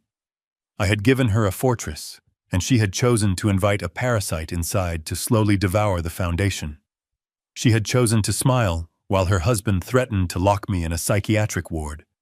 She had made her choice, and now she was simply experiencing the flawless mathematical consequence of a structural collapse. I stepped carefully around. Her trembling body walked out the broken front door and stepped into the cool evening air, leaving her entirely alone in the darkness to face the absolute devastation she had so eagerly helped create. The heavy mahogany doors of the county courthouse felt like the gates to an inevitable mathematical conclusion. I walked through the metal detectors at 8 o'clock in the morning, feeling the cold, polished marble floor beneath my shoes. I was wearing my best tailored charcoal suit, the one I had originally purchased for my late wife's funeral. I wore it today, not to mourn, but to bury the man who had tried to destroy my life. Bradley Evans walked confidently beside me, carrying his thick leather briefcase like an executioner's axe. The hallways were crowded with frantic people, weeping families, and overworked public defenders shouting over the chaotic noise. I felt absolutely no anxiety. A structural engineer knows that once the demolition charges are perfectly placed inside a condemned building, the actual collapse is simply a matter of gravity. Today, we were going to pull the final trigger. We entered courtroom number 4 and took our seats in the second row of the heavy wooden gallery benches. The air inside the room was stale and smelled faintly of floor wax and nervous sweat. I sat with my hands folded, resting on my lap, staring straight ahead at the raised judicial bench. 10 minutes later, the heavy side door connected to the holding cells swung open. A line of inmates shuffled into the room, bound together by thick steel chains around their waists and ankles. My eyes immediately locked onto the third man in the line. It was Mitchell. The arrogant corporate executive who had kicked down my front door just a few days ago was completely unrecognizable. He was wearing a violently bright orange county jail jumpsuit that hung loosely off his shoulders. His expensive haircut was a greasy, tangled mess. His face was pale and covered in a dark layer of coarse stubble. The reality of a cold concrete cell had entirely stripped away his polished financial armor. Mitchell scanned the gallery with frantic, terrified eyes until he saw me sitting next to Bradley. A sudden flash of pure, desperate hatred crossed his face, but he quickly masked it with a pathetic look of victimhood. The bailiff ordered the inmates to sit on the designated wooden bench along the wall. The judge, a stern-looking man with silver hair and a completely exhausted expression, took his seat at the top of the bench and slammed his wooden gavel. He began calling the docket cases one by one. I watched Mitchell nervously tapping his chained hands against his knees. He was entirely alone. Sarah was nowhere to be found in the courtroom gallery. She had completely abandoned him the moment she realized his financial empire had collapsed. When the clerk finally called Mitchell's name, he stood up awkwardly, the heavy metal chains clanking loudly in the quiet room. A young, exhausted public defender stepped up to the podium to stand beside him. The judge adjusted his glasses and looked down at the massive file sitting on his desk. He read the preliminary charges out loud into the microphone. Grand theft auto, fleeing and eluding law enforcement, and violently resisting a lawful arrest. The judge asked the public defender how his client wished to plead to the arraignment charges. Before the young lawyer could even open his mouth to speak, Mitchell committed the ultimate courtroom sin. He forcefully shoved his public defender aside and leaned directly into the microphone. His voice echoed through the high ceilings, shrill and completely unhinged. He loudly declared that the entire situation was a massive family misunderstanding. He pointed a shaking, chained finger directly at me, sitting quietly in the gallery. Mitchell told the judge that he was not a criminal, but a dedicated son-in-law trying to protect his sick elderly father. He lied with the practiced ease of a corporate sociopath. He claimed that I had voluntarily given him the keys to the vintage muscle car as an early birthday present weeks ago.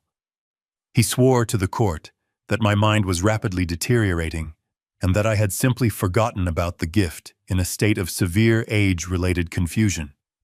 He dramatically begged the judge to dismiss the grand theft auto charges immediately. He did not stop there. He attempted to execute the very threat he had made in my kitchen. He formally requested that the judge order an emergency psychiatric hold on me right there in the courtroom.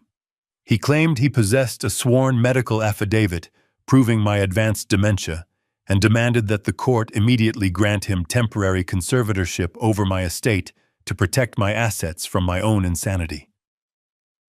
A heavy silence fell over the courtroom. The judge lowered his reading glasses, staring at Mitchell with a look of deep, skeptical scrutiny.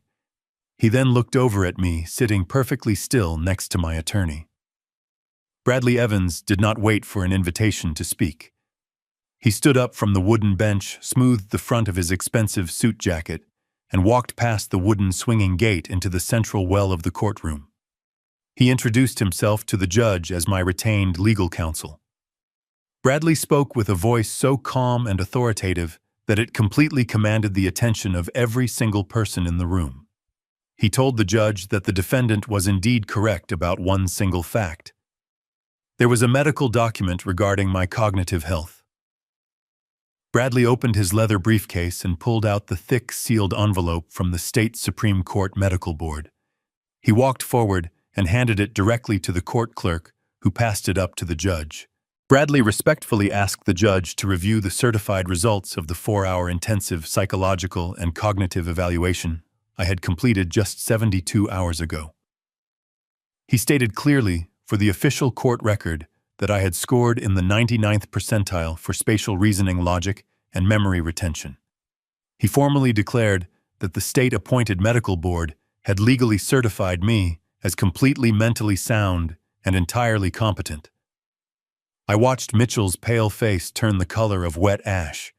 He stared at the thick white envelope in the judge's hands, realizing that his ultimate trump card had just been completely incinerated.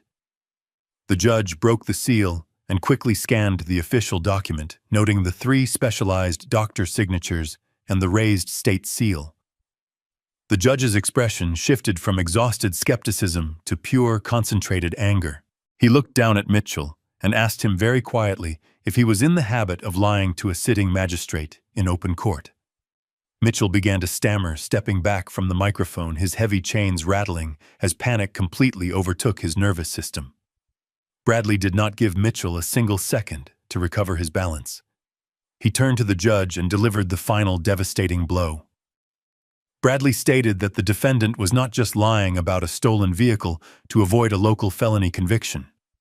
Bradley informed the court that the defendant was currently the primary target of an active, massive federal bank fraud investigation.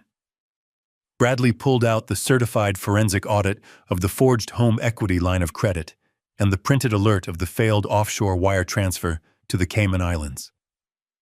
He requested permission to submit the documents into evidence for the bail hearing. The judge immediately granted the request. Bradley explained the entire structural reality of Mitchell's criminal enterprise to the court. He detailed how Mitchell had forged my signature to steal $300,000 of my personal equity. He explained how Mitchell had attempted to launder those stolen funds to an untraceable offshore account just hours before he forcefully broke into my home to steal a classic vehicle valued at $80,000. Bradley painted a flawless, undeniable picture of a desperate man whose financial crimes were catching up to him. He argued that Mitchell stealing the car and attempting to flee from the highway patrol was a direct, calculated flight response to his failing offshore wire transfer. Bradley looked directly at the judge and delivered his final legal recommendation. He stated that a man facing decades in federal prison for aggravated identity theft and massive bank fraud, who had already demonstrated a violent willingness to flee from state law enforcement, and who possessed established connections to international offshore banking, could never be trusted to return for trial.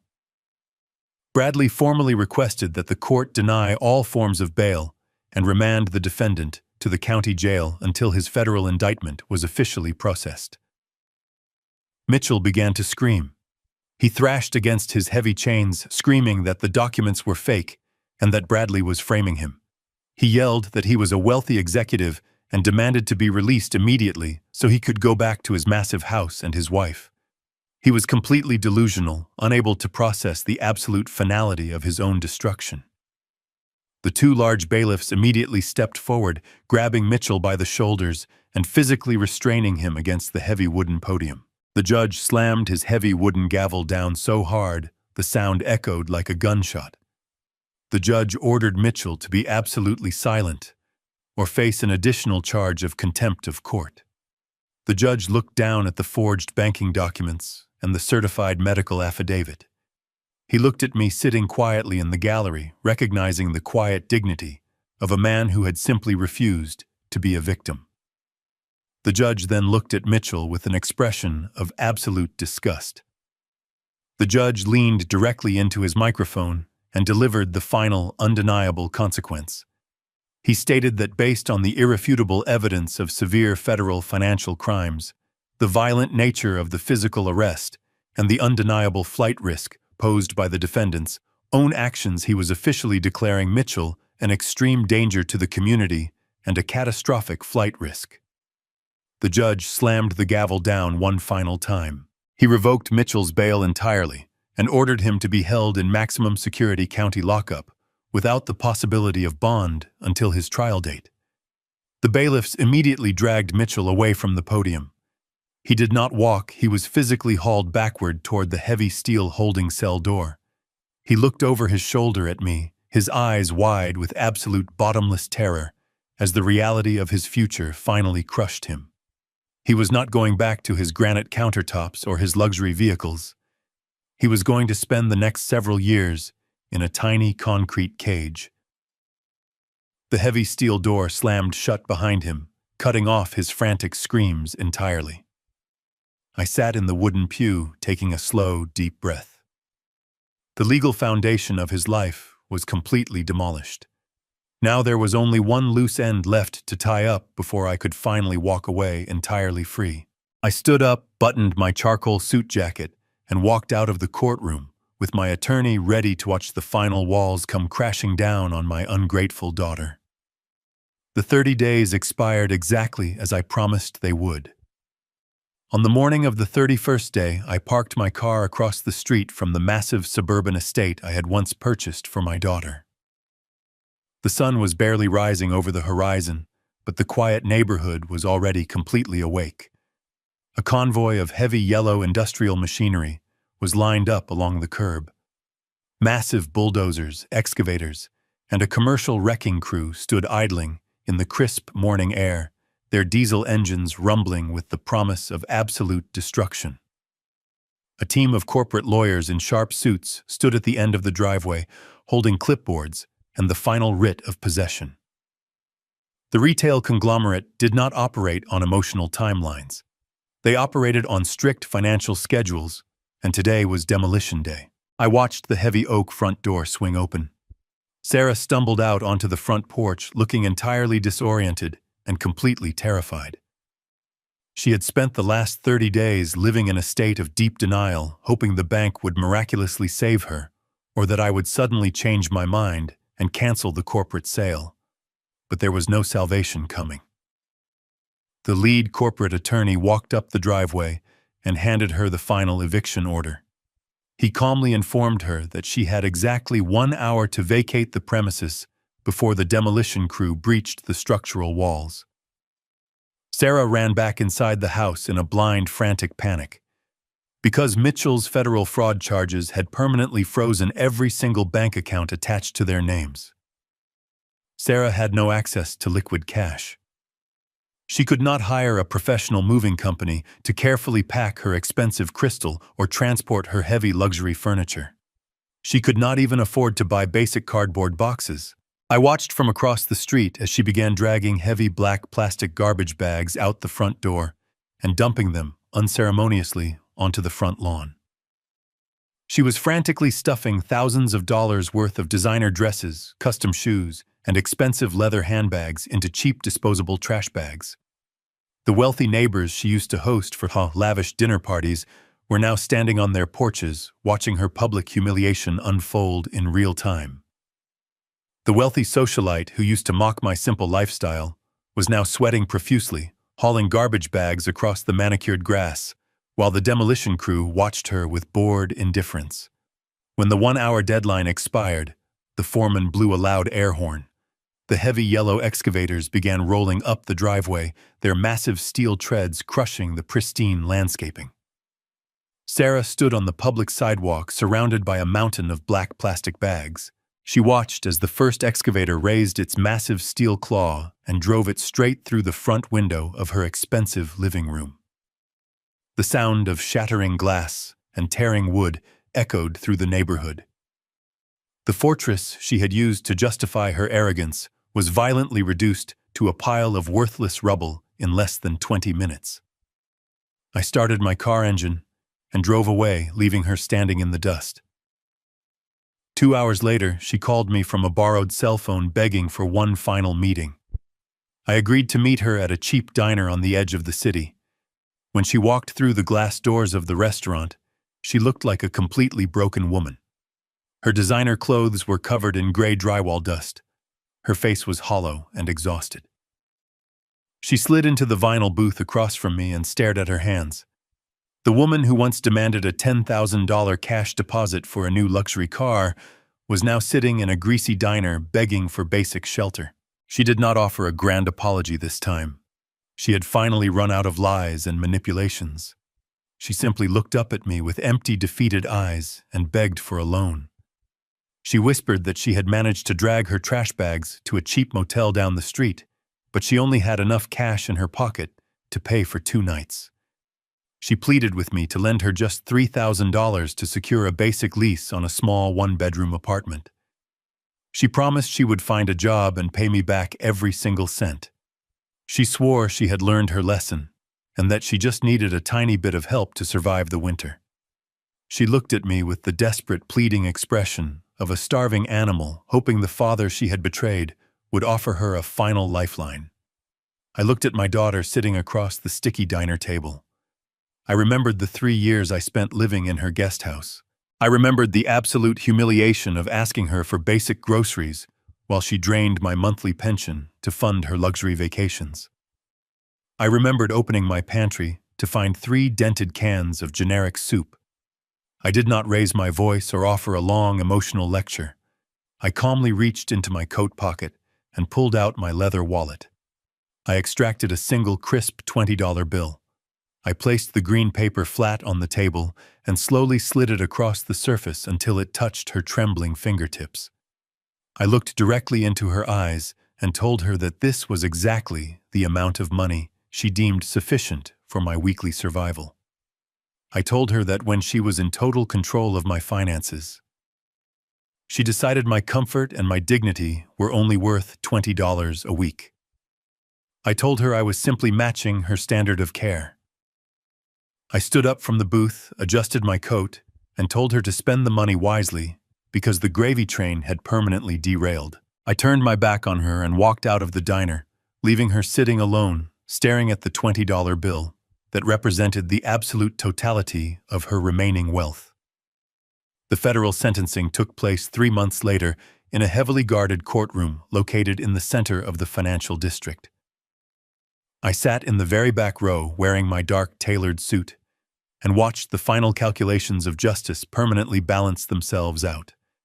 Mitchell stood before the federal magistrate completely stripped of his arrogant corporate armor. His expensive tailored suits and silk ties had been permanently replaced by the rough, scratchy fabric of a standard-issue bright orange county jail uniform. His hands and ankles were bound in heavy steel chains that rattled loudly every time he shifted his weight. The judge read the formal federal indictment aloud for the official public record. The list of crimes was extensive and undeniable. The judge detailed the massive domestic bank fraud, the aggravated identity theft, and the highly violent attempted escape from state highway patrol officers. There was absolutely no leniency offered to a man who had attempted to steal an elderly man's life savings and launder it to the Cayman Islands. The judge struck the heavy wooden block with his gavel and handed down a mandatory sentence of 7 full years in a high-security federal penitentiary. The judge also ordered full financial restitution, ensuring that Mitchell's wages would be garnished for the rest of his natural life upon his eventual release. He would never work in the financial sector again. He would be a convicted felon forever. I watched the armed federal marshals grab him by the shoulders and lead him through the heavy wooden side door toward the transport buses. He did not look back at me. I did not smile. I did not feel the sudden rush of vindictive triumph that men in movies often experience. I simply felt the quiet, profound satisfaction of watching a fundamentally broken structure safely demolished before it could cause any further collateral damage to the public.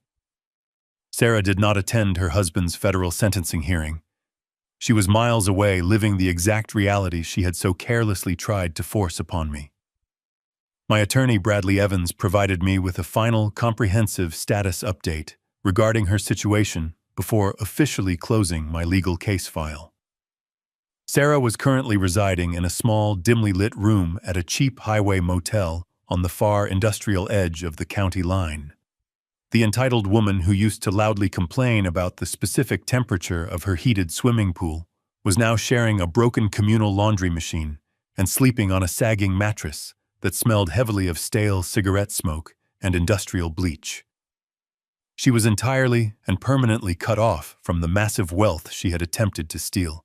The luxury vehicles had been swiftly repossessed by the bank. Her designer clothes and expensive jewelry were slowly being sold to local pawn shops just to cover the weekly cost of her motel rent and basic generic groceries. Bradley informed me she had recently secured entry-level employment, working the late evening shift at a local discount retail store. She was finally learning the true heavy value of $1 by standing on a concrete floor for 8 hours a day, dealing with rude customers and a strict, unforgiving store manager. I knew that every single time she looked at her meager minimum wage paycheck, she would immediately remember the single $20 bill I had slid across the sticky diner table. She had willingly traded a father who loved her and a multi-million-dollar private estate for a greedy, arrogant criminal who ultimately left her with absolutely nothing. I did not feel the need to drive past her motel to gloat. I did not send her a mocking letter. I was a man who had completely severed a toxic, infected limb from his own body. I was simply moving forward with my life. I returned to my property one final time. The massive suburban estate was entirely gone. The commercial retail developers had worked with terrifying mechanical efficiency. The ground where the main house once stood was now a perfectly leveled expanse of flattened dirt and heavy crushed gravel waiting for the concrete foundation of a massive new shopping center. I walked into the small, ruined guest house and looked at the broken front door and the overturned furniture Mitchell had destroyed. I did not bother trying to repair the physical damage. I did not pack the old heavy engineering textbooks or the cheap ceramic coffee mugs.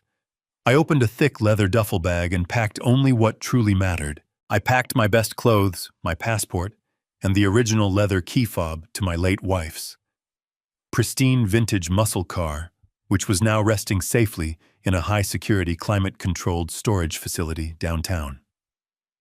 I zipped the bag shut and walked out of the guest house for the very last time.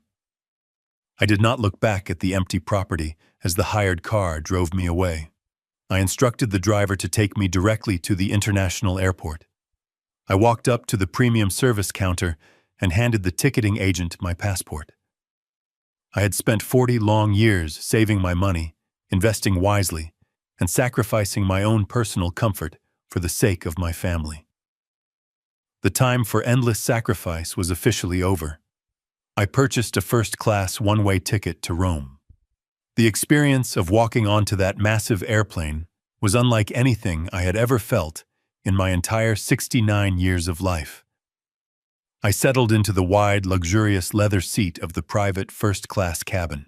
A flight attendant with a warm, genuine smile brought me a steaming hot towel and a crystal glass of sparkling water. As the massive jet engines roared to life and lifted the heavy aircraft off the runway, I looked out the small window at the sprawling city shrinking rapidly below me. I was leaving behind the bitter betrayal, the blind greed, and the exhausting legal battles. I was leaving behind a daughter who had chosen to view my quiet kindness as a pathetic weakness. I was flying directly toward an entirely blank canvas. I drank a cup of dark, rich coffee as we crossed the vast blue expanse of the Atlantic Ocean. I spent the entire 10-hour flight reading a brilliant historical novel and sleeping peacefully without a single anxious thought about frozen bank accounts or pending court dates. When we finally landed in Italy, the warm, golden Mediterranean air greeted me like an old, familiar friend. I did not book a temporary hotel room. I had already authorized my wealth management firm to purchase a beautiful, secluded stone villa, nestled high in the rolling green hills of the Tuscan countryside. A private driver met me at the airport terminal and drove me through miles of ancient silver olive groves and vibrant sunlit vineyards. The ancient architecture of the Italian region spoke directly to my deep engineering soul. I saw massive stone bridges and tall arched aqueducts that had stood completely intact for over 2,000 years. They were built on solid, unyielding foundations, crafted by brilliant men who fundamentally understood the absolute value of permanent structural strength. We arrived at my new private home just as the bright evening sun began to set behind the distant mountains. The villa was incredibly magnificent. It featured thick, heavy stone walls, dark oak ceiling beams, and tall, spotless glass windows that offered a sweeping, panoramic view of the ancient valley below. The property was completely isolated, far away from the loud noise and the chaotic, demanding pressure of modern society. I carried my single leather bag inside and walked directly out onto the wide stone terrace. The cool evening air was crisp and smelled heavily of crushed sweet grapes and wild blooming lavender. I walked over to a small, heavy wooden table and poured myself a large glass of vintage red wine from a locally sourced bottle. I held the heavy crystal glass up to the fading sunlight, watching the deep, rich ruby color perfectly catch the fading light. I took a slow, deliberate sip. The taste was incredibly rich, highly complex, and absolutely perfect. I sat down in a comfortable woven chair and listened to the natural environment surrounding me. There were no arrogant sons-in-law demanding my money or threatening my freedom. There were no ungrateful daughters complaining about the temperature of their luxury vehicles. There were no empty threats, no legal ultimatums, and absolutely no lies. There was only the gentle, soothing sound of the evening wind moving quietly through the old olive trees and the distant rhythmic chirping of the night crickets. The silence inside my beautiful empty home was absolute and profound. It was not the cold, terrifying silence of a forgotten old man waiting to die in a ruined guest house. It was the warm, golden silence of a resilient man who had successfully defended his own life and secured his own future. I had survived the ultimate familial betrayal and emerged completely victorious. I took another slow sip of my excellent wine and smiled softly into the evening air. My foundation was finally entirely my own, and it had never been stronger. The greatest lesson I learned from this entire ordeal is that shared blood does not automatically grant someone the right to your endless sacrifice. We are often taught to forgive family unconditionally, but unconditional forgiveness without basic respect only breeds parasitic entitlement. True family is built on a solid foundation of mutual dignity, not the expectation of your silent suffering. When someone shows you they view your kindness as an exploitable weakness, you must believe them immediately. You must never set yourself on fire simply to keep your ungrateful children warm. The most profound act of self-preservation is having the absolute courage to walk away and let them burn in the fires of their own making. If you believe that respect must be earned and that toxic family members should face the absolute consequences of their actions, hit the like button, subscribe to the channel, and share your own story in the comments below.